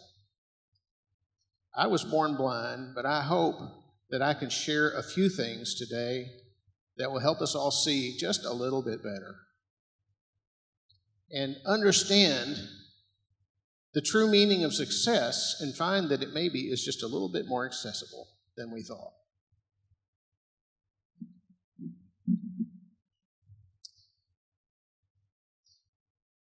If I had to, I was asked one time years ago, it was sort of a thing, I guess, describe your life in 5 words. And for the longest time, my theme was, this isn't what I expected. But I've changed that, and I think it's even that way in the book, but I've changed that recently. What I say now is, this is better than I expected. All right.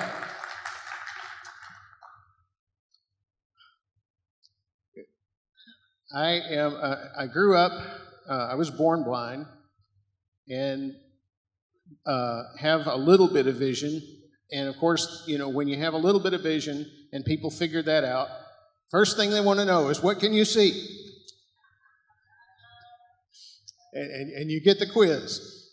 Well, I have figured out a way to, at least in my case, put a lid on that because it's all I've ever known. So I just tell them, well, I see perfectly clearly. After all, it's all I've ever known. I have no comparison. I have no idea what you see. Intellectually, I know it's more than I see, but I really can't compare it. And that usually is satisfying to folks. They get that. I do read print, but it has to be huge, like just a few letters on the screen. So I rely on the screen reader, and I rely on Braille. I have my Braille notes here on the podium in front of me. And one of the little advantages that you have if you use Braille is that you can be reading your notes while you pretend to look at the audience.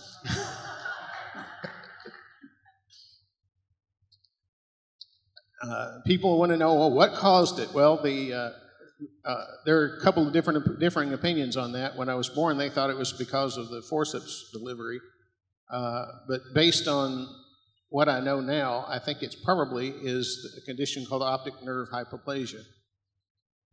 Bottom line is, though, they just don't work very well. And when I look, I don't look straight. And so that's just the way it is. But I'm very thankful. I'm very thankful for my parents because they never put blindness in front of me as an obstacle. I don't remember, maybe they said it at some point, but I don't remember ever hearing them say, well, you can't do that because you're blind. They let me do whatever I thought I could do, even if maybe I shouldn't have. So my question became not if, but how. If the question came up at all. Most of the time I just did it. And so my advice, I know there have to be parents who may hear this, and maybe parents who are newly dealing with the experience of having a child with blindness or some other kind of disability. And what I would say to you is don't add to your child's disability by presuming that you know what they can or cannot do.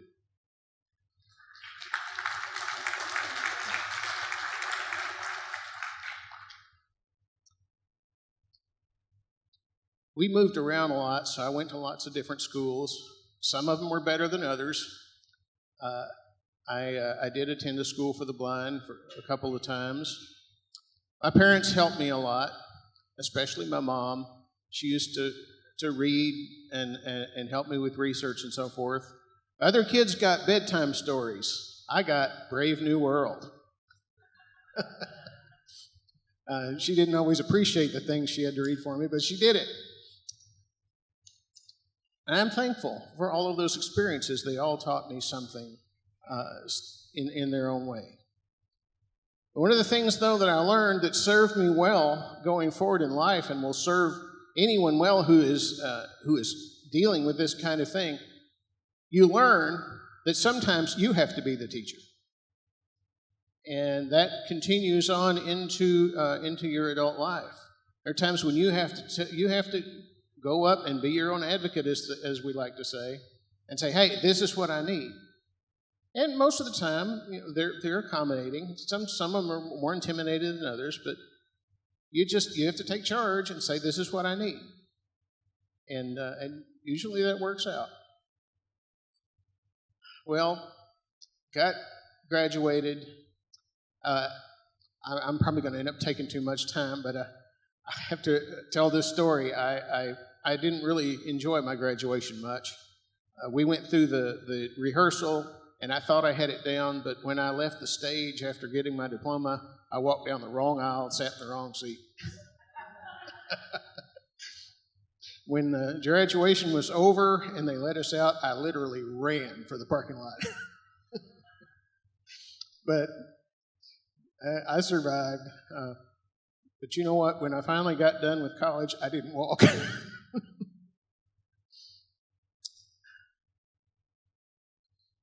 Life, as it will for all of us, dealt me some setbacks, and I dropped out of college the first time I went.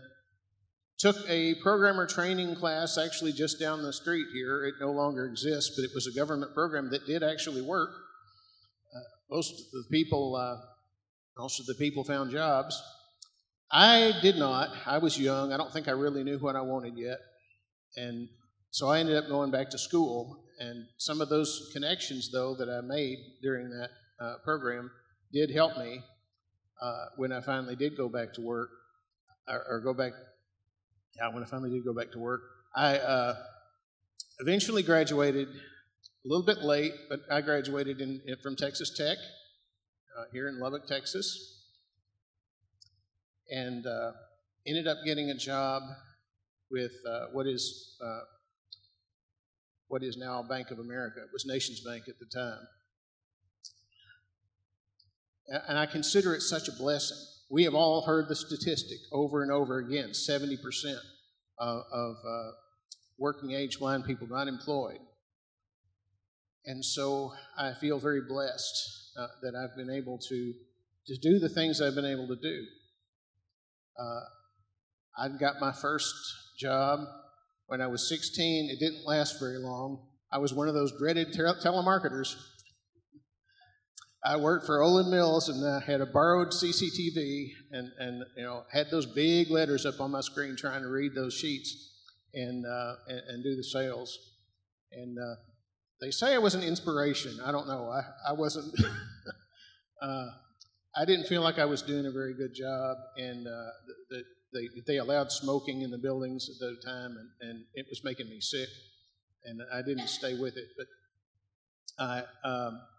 before I went back to school, I also worked very briefly for a representative for Telesensory. Y'all been around a while, you know who that is. I actually thoroughly enjoyed that. Had things turned out differently, I might have ended up working in that field longer. It was one of the most rewarding experiences I can remember, to walk into a situation where somebody can't do their job and walk out with them doing their job. The technology that we have, it was wonderful then, it's even more wonderful now. But I also did some tutoring before for the same program that I had graduated from out of El Centro down the road here. And then after I graduated went back to school and then graduated from Texas Tech, I got the job at Nations Bank. After 24 years nearly, I was laid off, took advantage of the severance to write the book, and then did some contracting briefly and wound up with the job that I have now. But the job that I find the most fulfillment in, they don't pay me for. And that is the pastor of the little church that I have been going to for the past 15 years or so. My wife would know the exact number. That is the job that I love, because that's what I was made to do, I believe. The other is just a way to make money. But over the years, I don't consider my life to be particularly remarkable.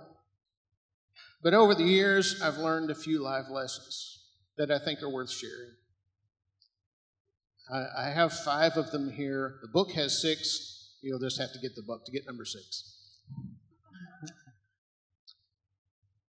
First lesson is that family matters. Our families are there to teach us about love. Our families are there to support us and for us to support and be a part of something. I am so thankful for my father, who I credit for being who I am today. Maybe some people blame him, I don't know. But and my mom I've already spoken of. She was a saint, all the things that she did for me. But cherish your family. Cherish your family and work to make it work. It's worth it. Second thing, you cannot do it alone. Independence is a healthy and necessary thing, and we all strive for it. We all get very frustrated when we find that we can't do things independently. But no one lives in a vacuum. And as soon as I said that, I thought to myself, well, yeah, actually, there's people on the International Space Station, they kind of live in a vacuum. But you know what? It took a lot of people to make that happen. And they had to bring their air with them. Nothing of great impact is accomplished without help.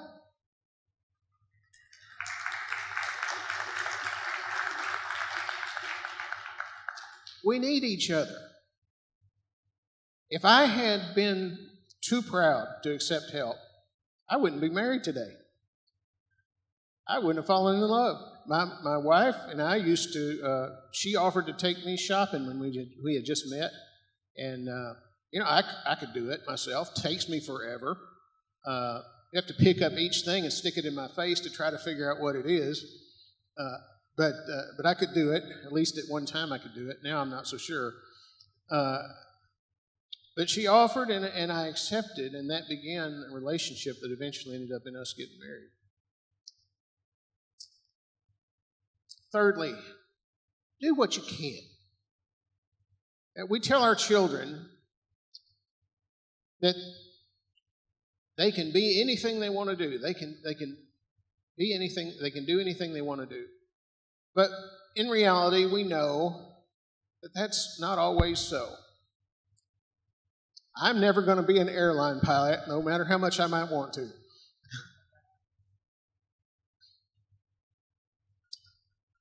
We could all make a long list of things that we cannot do. But if we focus on our limitations, we'll never discover our strengths. Do what's in front of you. Sometimes we get so caught up in looking for that thing that is going to be our fulfillment, that thing that's going to answer all our questions and make our life wonderful. And ambition is a wonderful thing as long as it's paired with wisdom and integrity. But you know what? The world needs the everyday person just doing their job if we're going to have go-getters that are able to go get and make all of our lives better through what they do. So never think that what you're doing has no value. You'll never get anywhere unless you move. Most of life is simply doing what's in front of you to do. Make good use of what you've been given. I'd like to tell you a story. It's a very old story, and I'm going to kind of modernize it, but those of you who, as you hear it, many of you will know where I got it. But it's a story, and I'm going to use modern terminology. I'm going to kind of make it modern day. But it was one time an investor hired 3 apprentices, and he gave them each some money to work with. One of them he gave $5 million, one of them he gave $2 million, one of them he only gave them easily $1 million. But he had come to really understand their strengths and weaknesses, and he gave to each according to what he perceived to be their ability. Well, 2 of them immediately went out and doubled what they had. But the third person, he just hid his in a mattress.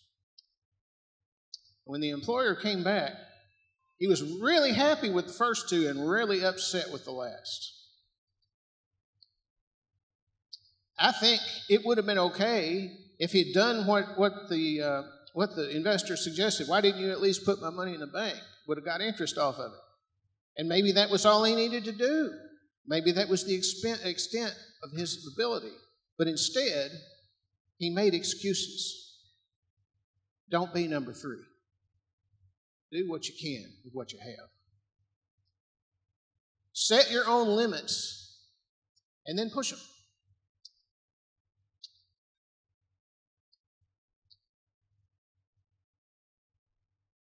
It's good to know where our limits are. It keeps us safe, and it keeps those around us safe. I, for example, had no business riding a moped. Now, that's a story for another day, but that was a limitation that I should have been aware of. But at the same time, If you will push those limits, you'll find out they move. And that's how we expand. And by all means, accepting that sometimes there's wisdom that needs to be shared into our lives, but by all means, don't let anybody else set them for you. It's too common in the community of people who face disability. We just accept what people tell us. You can't do that. Well, go find out if you can do that. Go find out if there's another way to do that. You don't know what you can do until you try. And if it fails the first time, you try a different way.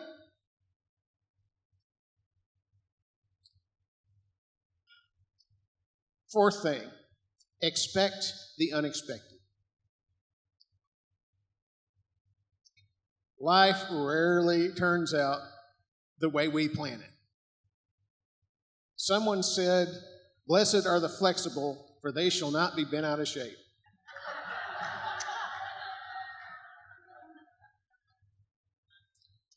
How we respond to challenges in our lives, unexpected things, be they good or bad, will impact how well we'll weather life's changes.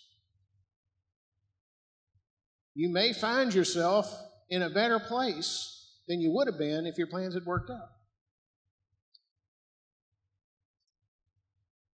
Number 5, and you knew I was going to go here when you saw Pastor on the thing, right? Trust in the Lord.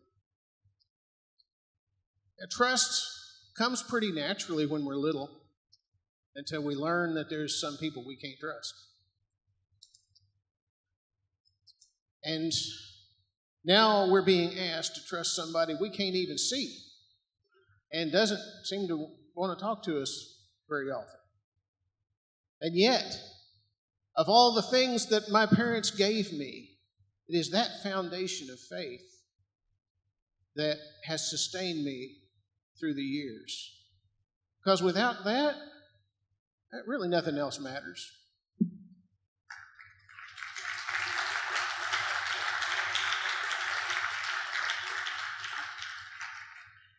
I know there may be those who disagree, and that's okay, but God is real. One of the authors I read a few years back had the title of his book was "I Don't Have Enough Faith to Be an Atheist." And I'll use an example. I won't dwell on this too long, but I'll use an example. Everybody in here, probably just about, has got a cell phone on their belt. I got an iPhone on my belt.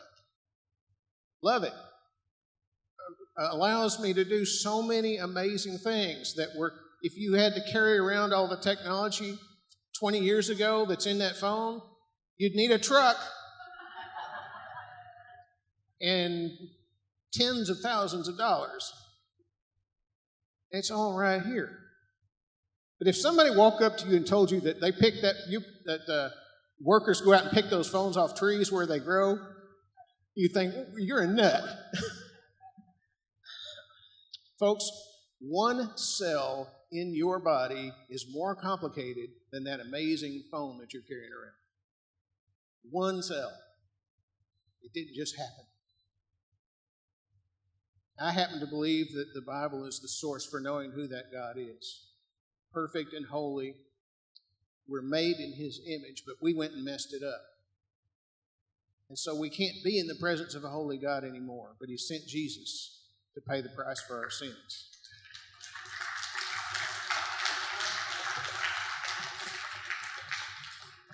As Christians, we call that the gospel, the good news. And the call is to repent. The call is to change your thinking, to turn around and go a different direction. You'll hear Christians ask you to ask Jesus into your heart. Well, I don't like that. I'll tell you why. Because if you ask somebody into your house, they're your guest. And when you get tired of them, you can kick them out. I prefer the term give your heart to Jesus. because what you're doing is you're signing over the deed.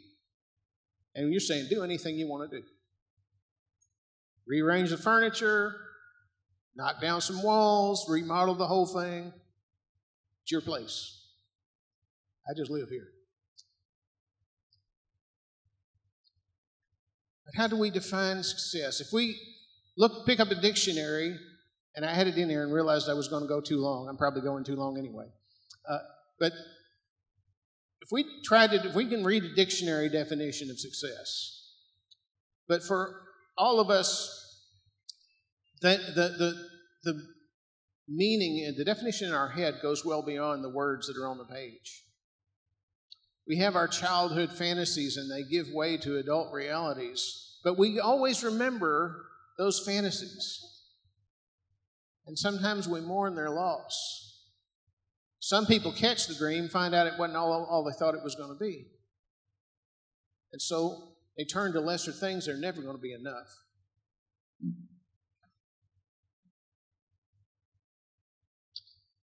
Success, though, is only good if the goal is good. Nobody wants to, or hopefully nobody wants to eliminate, try that again. Hopefully nobody wants to emulate a successful crook.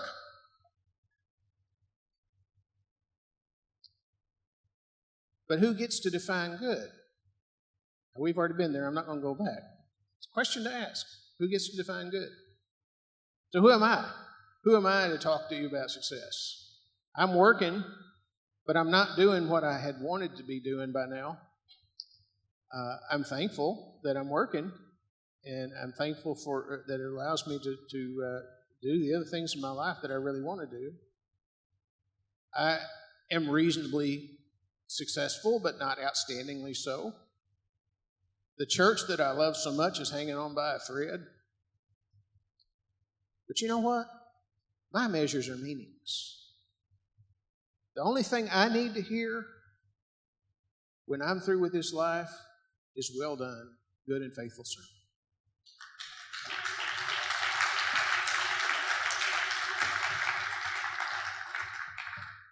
So I'll ask you, are you successful?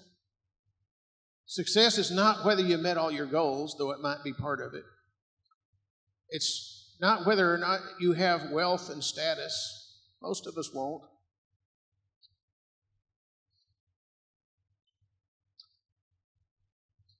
Status, fortunes change. Eventually our stuff goes away. The old saying, you never see a hearse pulling a U-Haul.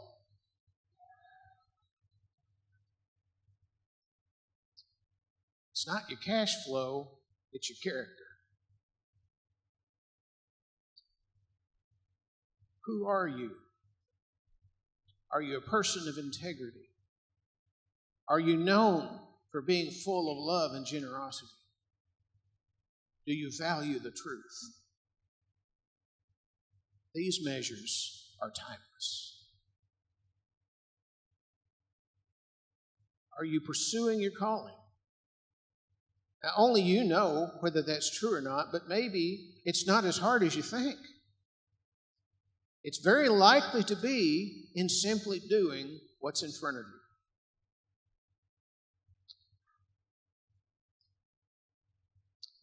The final measure, why I felt the need to write that book and talk to people when I get an opportunity. I want you to be encouraged. I know that I struggled throughout my life. If you've been struggling, I hope that we can all begin to see things a little differently, see things from a new perspective. I've shared a few life lessons and perspectives that have been painfully acquired. For the sake of time, I didn't go into some of that. Whether you accept the main premise of what I've said or not, I hope that you've seen some wisdom in the things that I've said. The wisdom didn't come from me.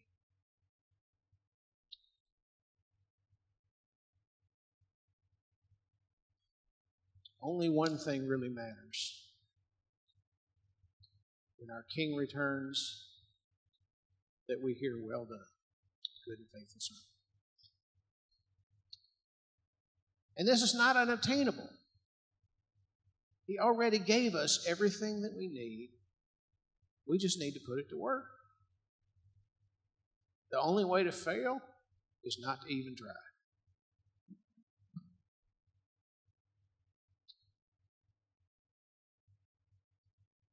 Living in a way that impacts the lives of others, gives glory to our Creator, and blesses us too.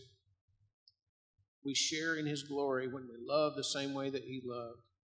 And this is the definition of success, and it's accessible to all of God's children.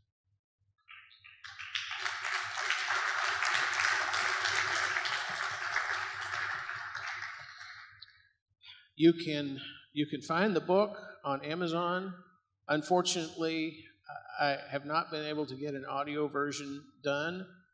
However, it is on Kindle, and if you have an Echo device, you can have it read it to you. If you would like to contact me, this is something I have not done before because you get so much spam, you hate to let it out there. But I'm going to share my email address with you. It's larry@accessiblesuccess.com. You can also find Accessible Success on Facebook, and of course, there's a website at that domain. But thank you very much. Thank you again for the honor of being allowed to speak to you today. God bless you.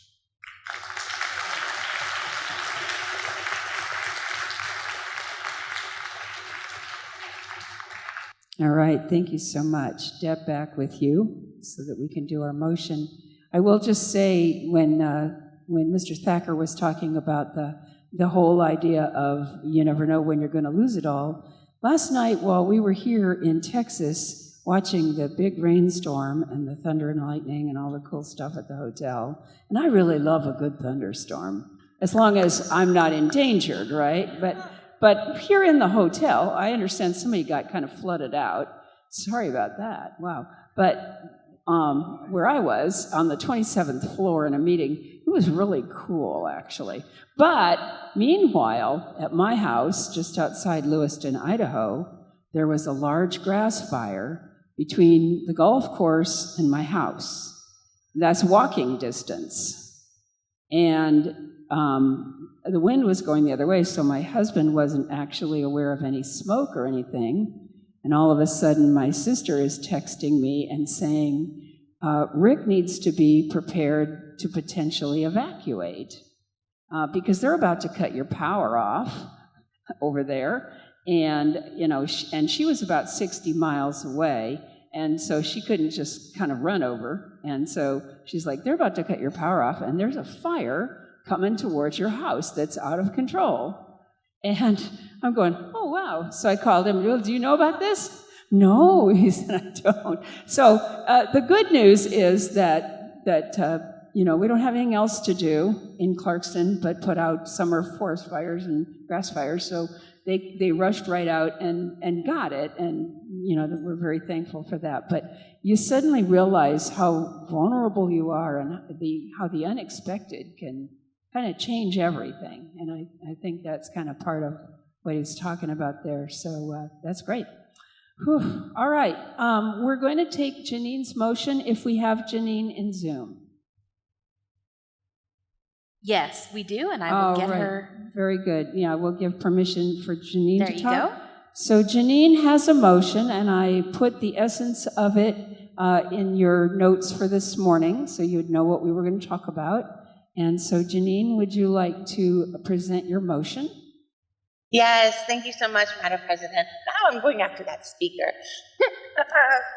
Okay, so I would like to make a motion, or maybe for us to create some kind of committee, because I realize just doing it right now at convention probably would not be feasible, and making the decision now, but for a steering committee to be made to figure out what to do for the virtual participants of our events, such as leadership and convention, if we could find some kind of fiscal way so they can receive something, like a discount from, can you hear me or am I roboting? Yeah, we're hearing you, but this isn't really working out as a motion. I need you to be succinct and tell us what the motion is. I would like to make a motion to have you create a steering committee for virtual participants to receive some kind of item from events. Okay, so Janine is asking us to, this is not the motion she initially suggested, but Janine is asking us to create a committee to give virtual virtual participants in convention and leadership, the leadership seminar, or the leadership seminar, I guess we call it. What is it that you want them to get? Well, we have these headphones we can mail them, and those could be mailed free. We already do provide the headphones to people, and we have sent those out to every affiliate that has asked for them. Okay. So is there something, I'm looking for whether you have a motion. If you don't, then we're going to move on. But I can't tell if you do. I'm not sure what you want. Okay, then I'll go back to the original, and that's the one I was supposed to get. Okay, so my motion is for virtual participants to be able to purchase the goodie bag or pay for the goodie bag of convention and leadership. If they would like to pay for the shipping, that they could receive the same thing that the in-person people. That's easier to understand. All right, thank you. Thank you. So let me just repeat Janine's motion, and then we'll see if we have a second. So Janine's motion is that virtual participants in in-person events, I'm gonna, if I could say it that way, if that'd be okay. Yes. Okay, so virtual participants in in-person events would be able to receive any goodie bag or other things that are given to in-person participants if they would pay for the postage. Is that a fair? Yes. Is that close? Yeah, that's perfect. Okay, thank you. Is there a second? We have someone in Zoom, area code 505. Okay, are you seconding the motion? State your name and tell it and where you're from, and then tell us if you're seconding the motion. Yeah. Hi. This is Ellen from New Mexico, and I second that. Okay, I'm missing her. Evelyn, I believe, from New Mexico seconds. All right. Ellen. Oh, Ellen? E-L-L-E. Ellen. Ellen. Okay. And where is Ellen from? New Mexico? Albuquerque, New Mexico. Okay. All right. So the motion is made and seconded that virtual convention participants would virtual event, I would be saying, for in-person events would receive, by paying the postage, would be able to receive goodie bags or whatever it is we do. So that is that. So now the way we do this, and I'm going to kind of describe it because I know some of you did not participate in our resolutions and constitution and bylaw process. And so the way I want to describe how this works according to our standing rules. So the first thing we do after we have the motion made is that we are going to open it up for 10 minutes of questions. And so we will ask questions. If they're the kind of question that Janine can answer, then that would be fine. And if they're not, then we'll take them up here.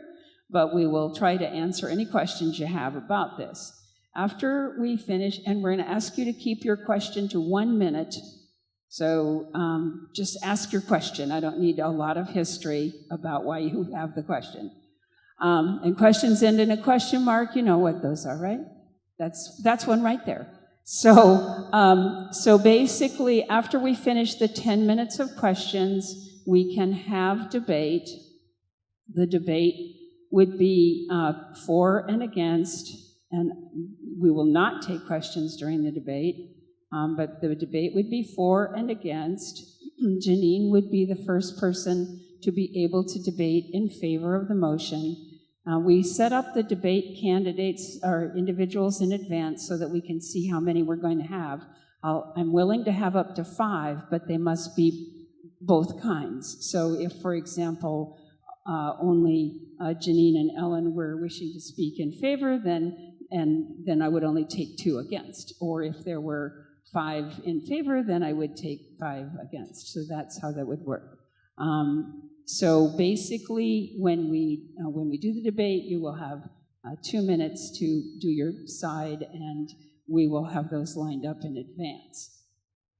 Okay, so now we'll open for the 10 minutes of questions, and I will take a question. If you have one, please get to a mic or raise your hand in Zoom.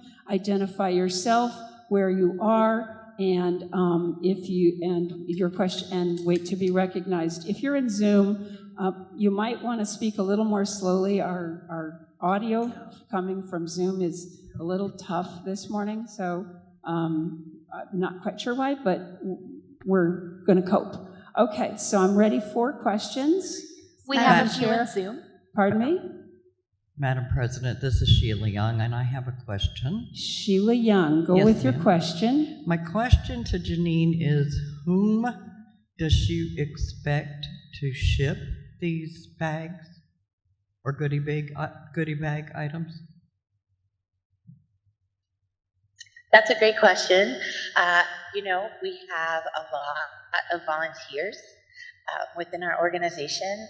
In the community, we have hosts, we have facilitators, we have a lot of people. So I think that we can find some people that are trustworthy that can take the leftover bags home with them and then mail them for people. Because I know having the staff do it would be a cost to our time, treasures, and talents. So I was thinking maybe volunteers. I don't know how much time it would take the staff. So I was thinking again, setting up the committee, but that's another thing. So yes, finding some volunteers or someone who wants to do that. I would love to do it if I was able to. Okay, another question, Madam Yes. Chair? And we do have several in Zoom as well. All right, let's take one on Zoom. Teresa.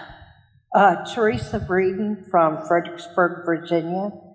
I am new to convention stuff. What is included in a goodie bag? So I don't know. So you get I've only been to one convention with American Council of the Blind, but there was a bag. There were some food items. There were headphones that were donated by Sony. There was a piggy bank. I heard there was an umbrella this year. There's some keychains. It's various things, whatever we get donated. Okay. Madam Chair. Hold on. Yes? This is Carla Rushville. Yes, Carla. Janine, you indicate in your motion that this would include things from in-person events. Could you clarify that as to what is included in in-person events? Yes, ma'am. In-person events would be leadership, convention, and possibly the audio description gala if we get anything from that. But this does not include the special interest activities, etc.? Such as? I'm asking you. I don't know what the special interest activities are that we do in person, Carla. Oh, okay. Okay, is there another question? Yes, this is Yes. Katie Frederick, ACB from Worthington, Ohio. Wondering if we can have someone speak to the question of how much time this would take to, time in terms of resources and cost. All right, I'm going to ask Scott to talk about this because this potentially has staff impact, whether it's organizing volunteers or whether it's staff or what have you. So I'm going to ask Scott to respond to this question.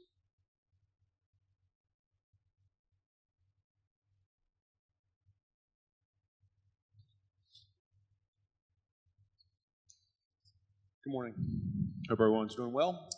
So related to that question, there are a few things to consider. One, of course, and Madam President, am I accurate in understanding the motion did state that individuals would cover the cost? I'll still address the cost, but is that the motion included that individuals would cover the postal or postage? Postage, okay. Each year, we obviously don't know exactly what we're going to have in a bag for DC leadership or in a bag for the convention.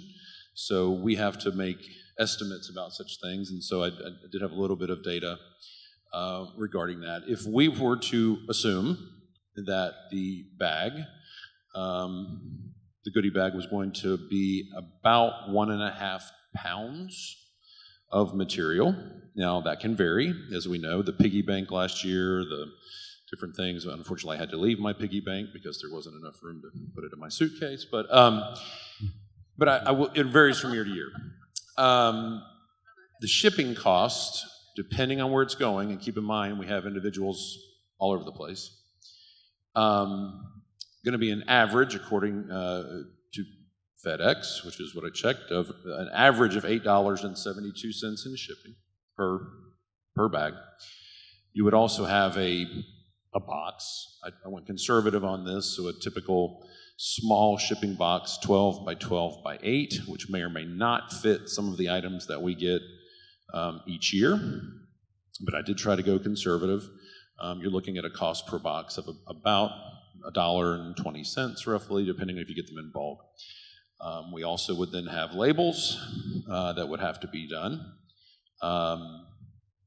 And so your total cost per goodie bag, again, someone out there is going to disagree, I guarantee, because it can vary so widely. Approximately $10.19 per goodie bag to be shipped in a box with a label to people anywhere and everywhere. If it were to be shipped internationally, which we do have some people who attend virtually internationally, and they chose to do it, I can tell you from recent experience that it can cost up to a couple of $100s to ship something to certain places. So that does depend on what's in the box or what's in the bag, which then goes in a box. There may also need to be packing materials, which I did not include in this, because if there is something that is of a value or of a fragility where there needs to be packing materials, that cost has not been included in this. So I have tried to be conservative about what the cost would be. As a total, exactly this year, about 500, roughly 500 last year and 500 this year, virtual attendees. Certainly if people paid for that themselves, you're looking at approximately $5,100 roughly as a total cost, but if people paid for that themselves, that's what that cost would be. And I can answer additional information as it's asked if you'd like me to, Madam President.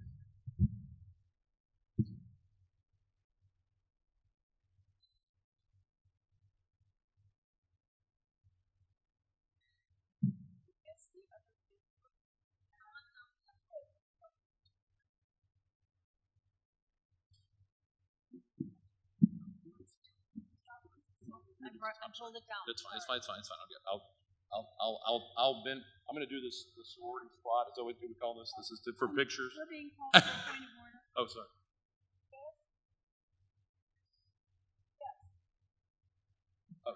We're right here.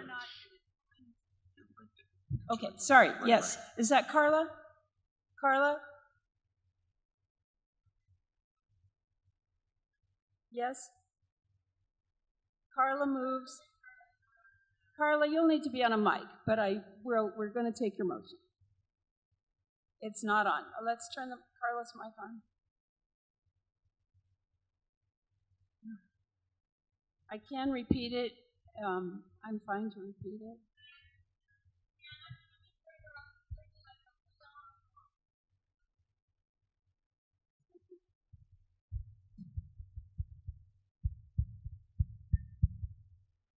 No, we're just, I The hear one behind, somewhere. No. the mic directly behind is live here. Nancy's on her way to Carla. It's.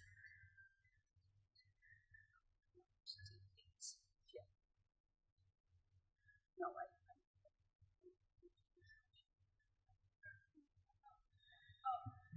I didn't read past MISN. Right. Here we are. Yeah. Okay. All right, Madam Chair, I move that this be referred to the convention committee for them to look at this and consider all of the factors and act upon it as appropriate. Okay, and I heard a second. So this, for clarification, this would be the convention coordinating committee. Is that correct? Yes. Okay, just want to make sure because we have a convention steering committee, but I think the convention coordinating committee is the right place. Okay, thank you. No, just give it to Janet. Yeah. All right, all right. Is this debatable? Okay, this is debatable. Is that what? Yeah, the sending to the committee. We've had it seconded. This is debatable. Only the issue of sending it to the committee. So, so is there anyone who wishes to debate? Carla, having made the motion, can be the first positive debate. Is there anyone who will like to speak in opposition to sending it to the committee? And I lowered all hands in Zoom, so if you wish to speak on this, please. Yes, so if you do not wish to send it to the coordinating committee, who normally does make these sorts of decisions,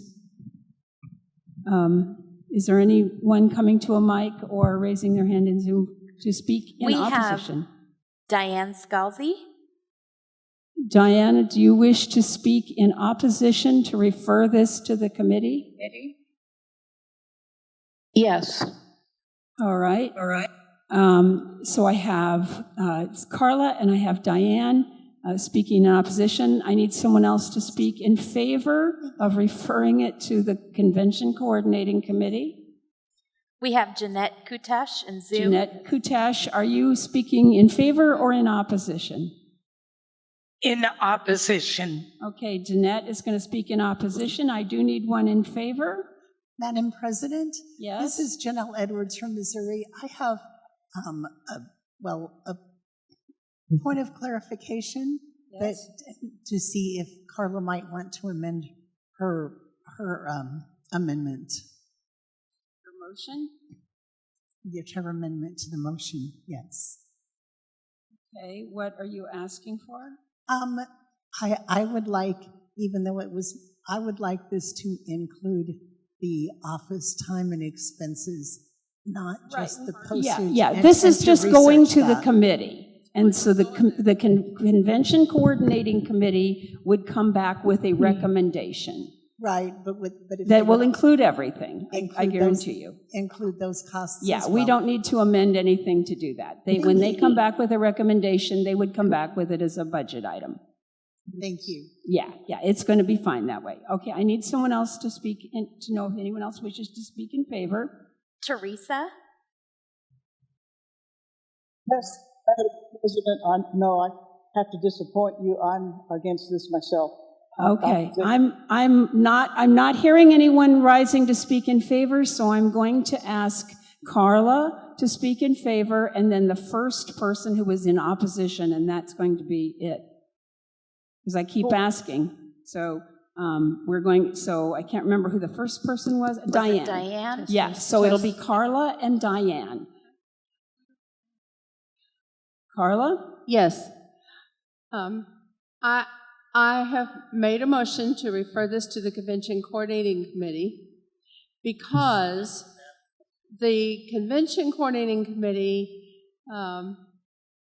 not only does things like scheduling the tours and doing the programs and handling decisions in concert with many others on things like registration or meeting rooms or whatever, but it really is their job to handle the minutia within the convention, all of the little things that come up, and there are many, many, many of them. So if we are thinking of adding something, another aspect to basically the registration process, it really is their task to consider all of the aspects of the task and how they can fit into or not fit into the overall plan of the convention. So they would look at things like staff time that would be needed for this, costs, and those costs are not just, as Scott had indicated, not simply shipping, but all kinds of other things. And when it would happen, we aren't even imagining all of the different aspects of this as we sit here in this room or on Zoom. So I urge you to vote to refer this to the convention committee so they can truly take a good look at this and see how it could or could not work for us. Thank you, Carla. Diane? Thank you. I'm Diane Scalzi from St. Clair Shores, Michigan. And Carla has already pointed out all of the work that the Convention Coordinating Committee has to do in order to plan this convention.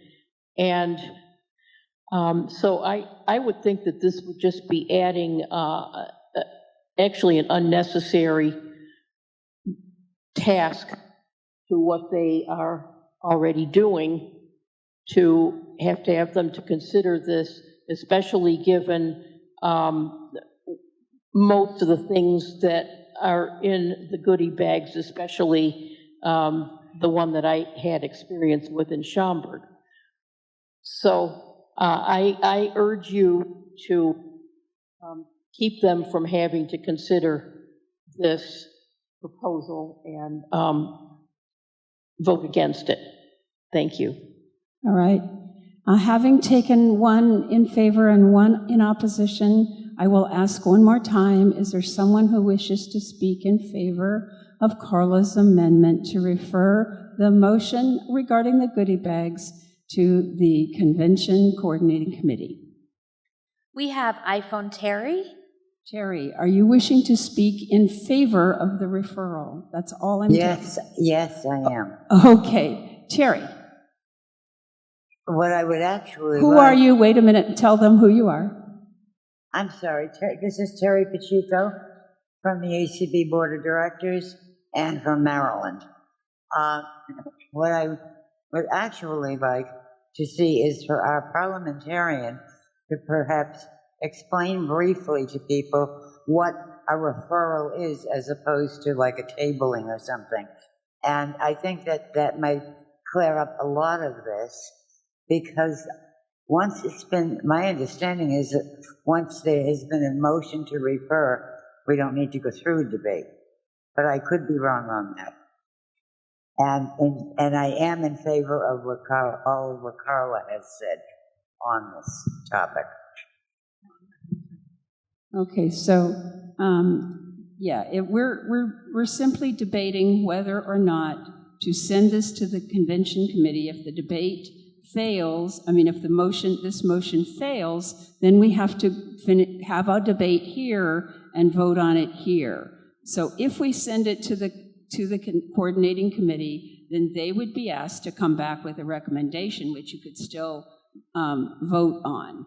And so you still have the possibility to pass this, but you would pass it with more information. That's really what we're doing. All right. Referral is the important I will take one person in opposition. Who was that we have next? Jeanette Kutash wants to speak in opposition. This is in opposition to the motion to refer. That is all we are speaking on. Yes, I understand this. I am ready when you Yeah, are. yes, go. Okay, so first of all, I think there is little use in doing this.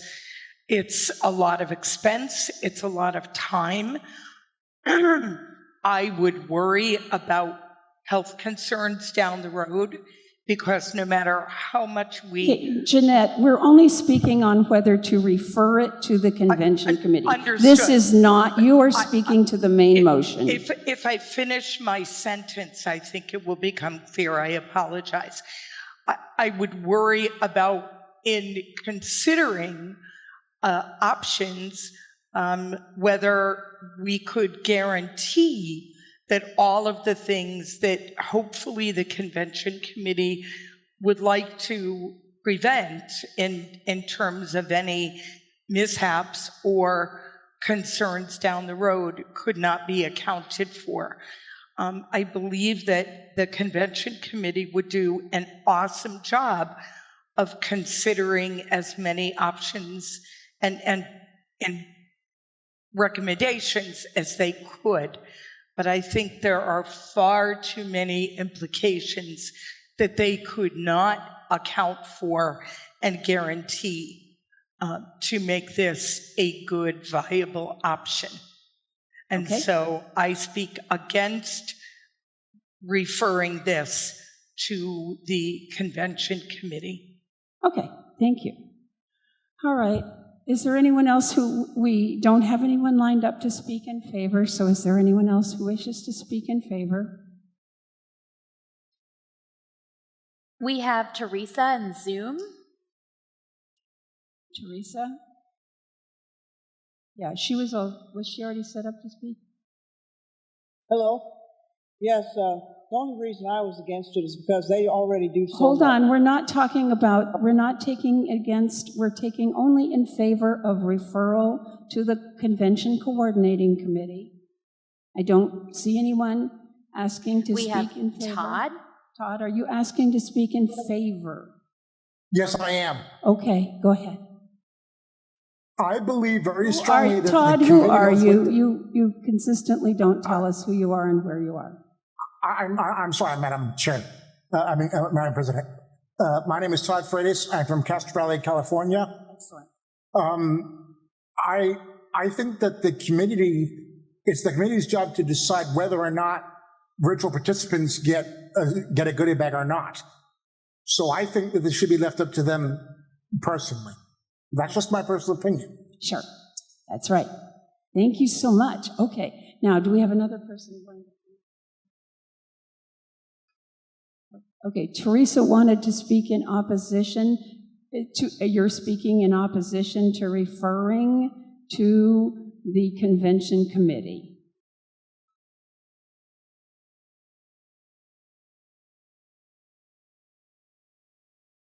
Sorry, she can go now.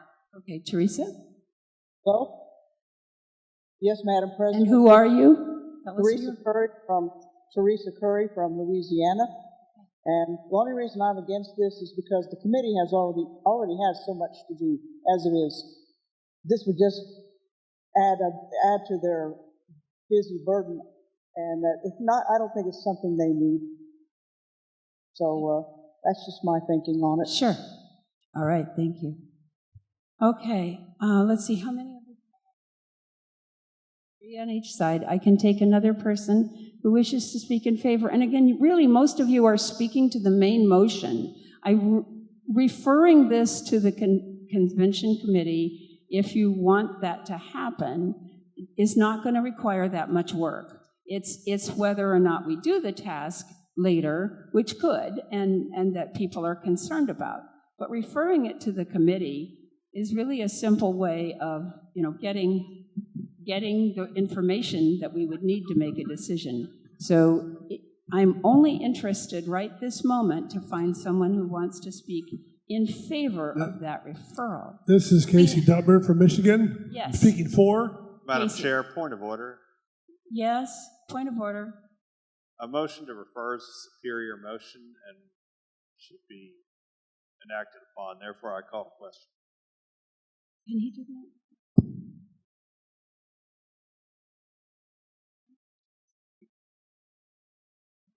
I guess the point of order is if the motion to refer is a debatable motion. Just a minute, Matt. Thank you.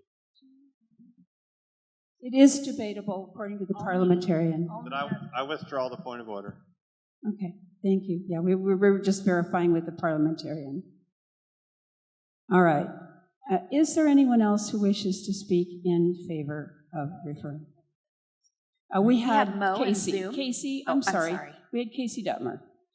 Yes, I'm speaking for this motion to refer this to the Convention Coordinating Committee because they can make a better decision on what to do than we can here because they have all the information. All right. All right. I will take another person in opposition of the referral. We have Mo Carpenter. Mo Carpenter, are you speaking in opposition to? She said she's in favor, I believe. Okay, then you'll have to wait. Area code 773. Hi, I'm Debbie Watson from Chicago, and I would be speaking in favor.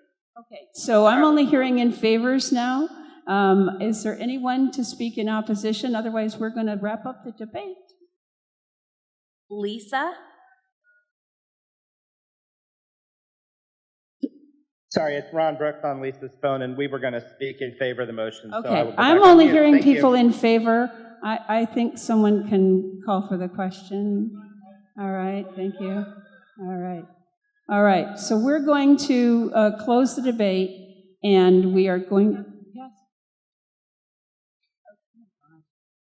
All right, in calling for the question, I have to get a 2/3 vote.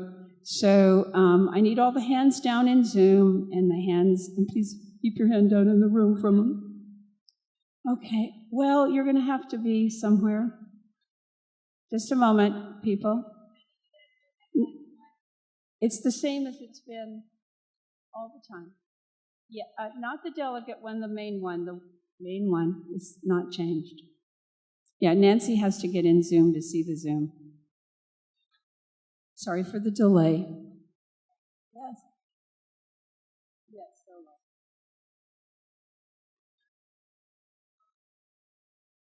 yeah, hold on just a moment.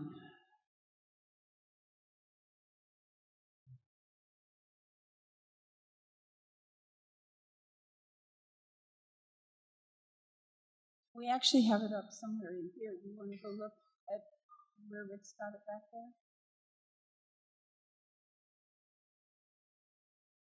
Is there any objection to calling the question? Because then we wouldn't have to vote on that. No, I don't hear any objection. All right, then we're going to still go to the main vote. We still have to vote, though. So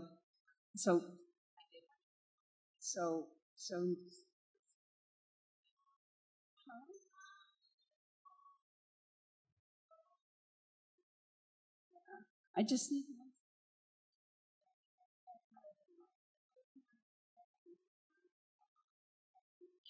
Nancy, can you just go down where Rick is?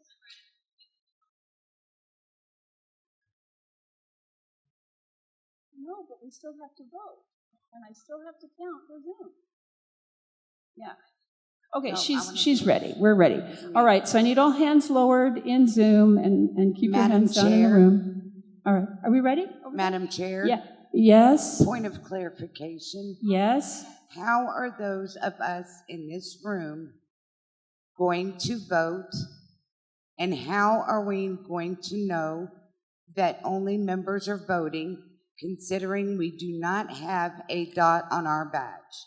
The dots were not used for determining voting since we've been back in in-person convention because it's not a very feasible way to do this. So we have to make the assumption that unless the vote is very, very close that we are taking the vote that is in the room. This is not new. This is the way this has been done every year. The dots are somewhat superfluous to it. So we are going to vote by raising hands, and we do have vote counters. It will take a little bit of time, so you will need to keep your hand up. That's so much easier in Zoom. This is voting. I'm going to tell you, this is voting to refer.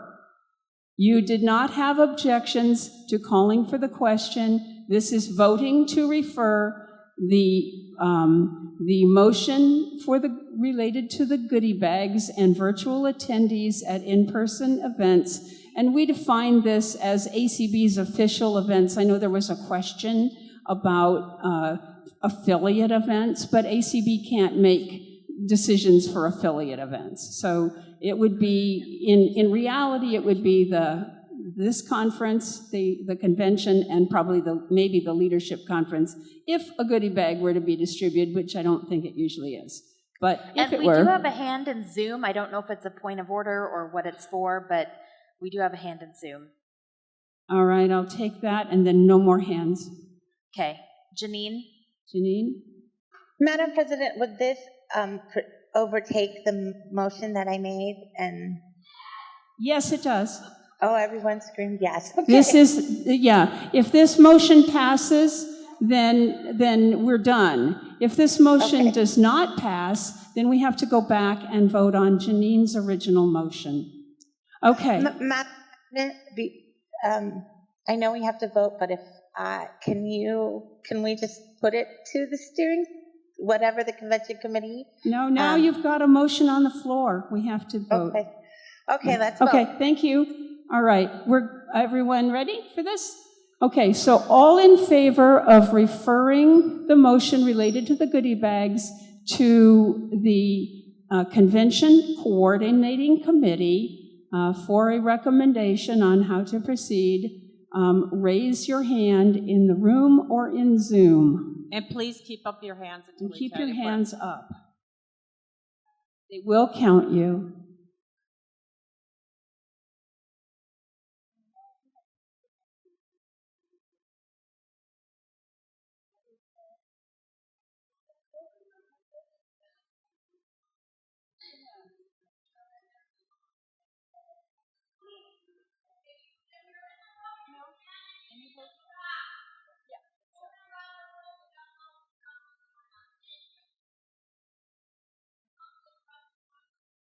Keep your hands up.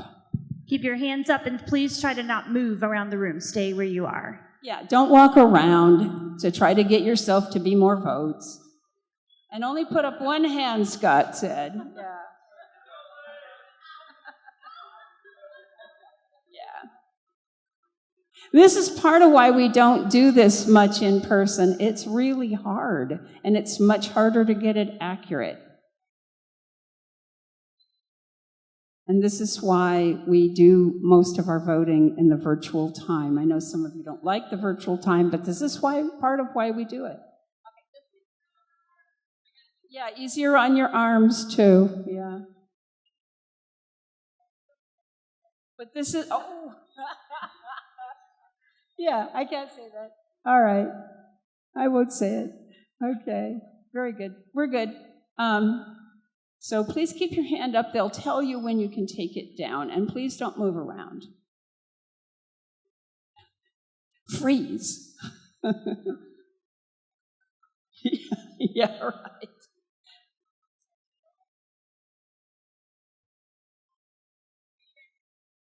All right, they can put their hands down now if they are in favor. And did you guys get the Zoom? They're doing Zoom right now. Okay, she did Zoom, so we can put the Zoom hands down as well. And I know it takes a long time to lower the hands in the room. It's pretty fast in Zoom, but I couldn't help it. No, you don't. I'm not sure if my hand is down or not. Yeah, we're gonna go around and lower your hands. Yeah. Yeah. As long as they're clapping, I'm going to assume they're kind of down. Yeah, right. I know you can clap it up over here. Are we ready to go? Yeah. Yes. Are we? Okay. Are we ready? Is Zoom down? Okay. Yes. There's still a hand up. No, there's still one keeps coming up, I think. You stop it. Yeah. Please let Chanel lower your hand if you're in Zoom. I know that sometimes, really seriously, I know that sometimes Zoom tells you sort of differently than you think it is. Please just ignore Zoom. Let her do it. We can tell up here, and we promise that we will not move forward till your hands are down, which could be several weeks. I have a magic button that lowers all hands at once. So. Okay. Yeah. All right. She does use the button, but some of us pop our hands back up. Yeah. Okay. So are we ready? Yes. Okay. So now if you are in opposition of referring this to the convention committee, then you will raise your hand in the room or in Zoom, and the same rules apply. You will keep your hand up in the room. You will not move around. In Zoom, you will not touch it. After you raise it,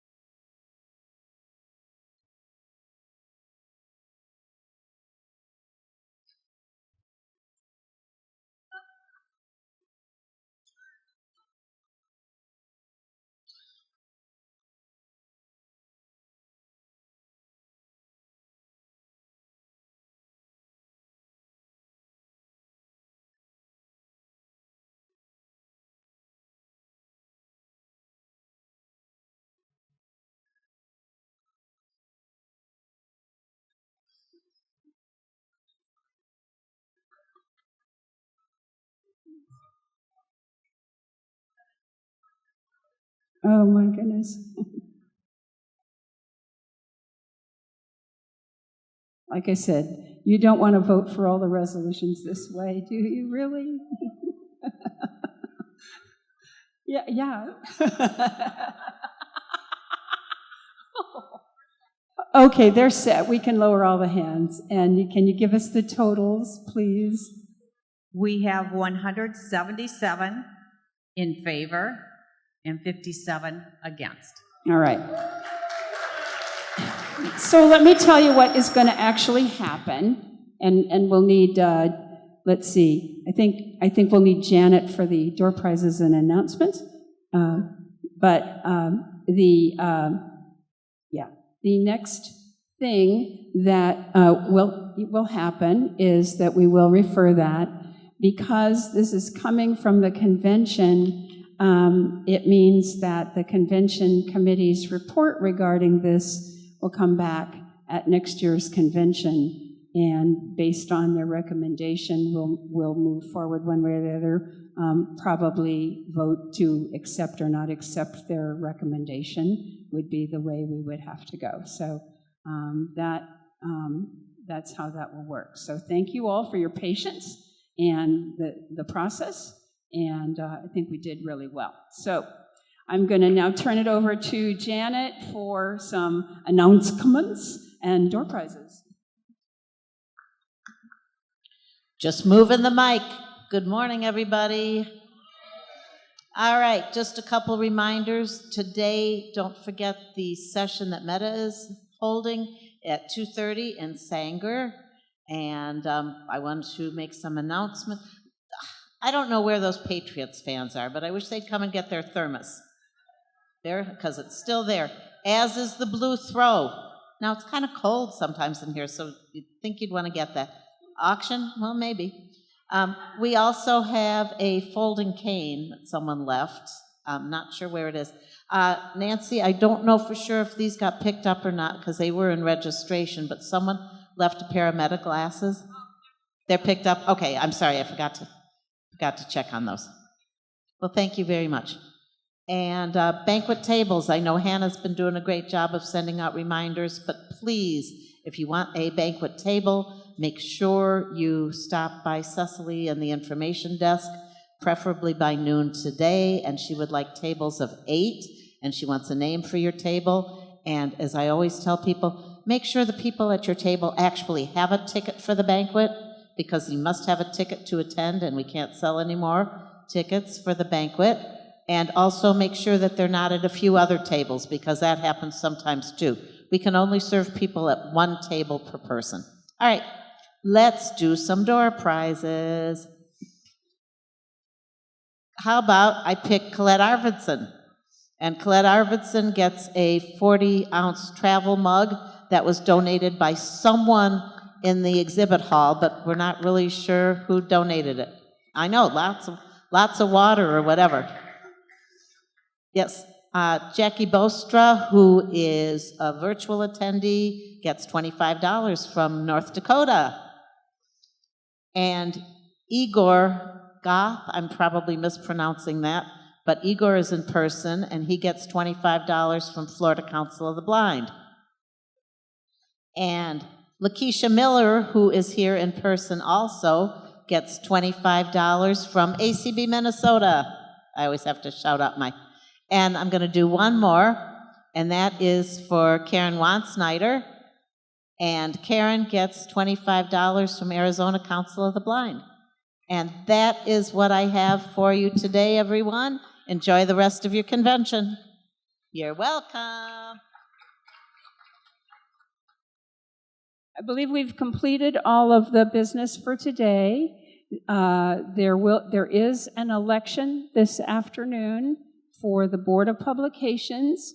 Remember to vote in the individual vote and to vote in the manner prescribed by your affiliate.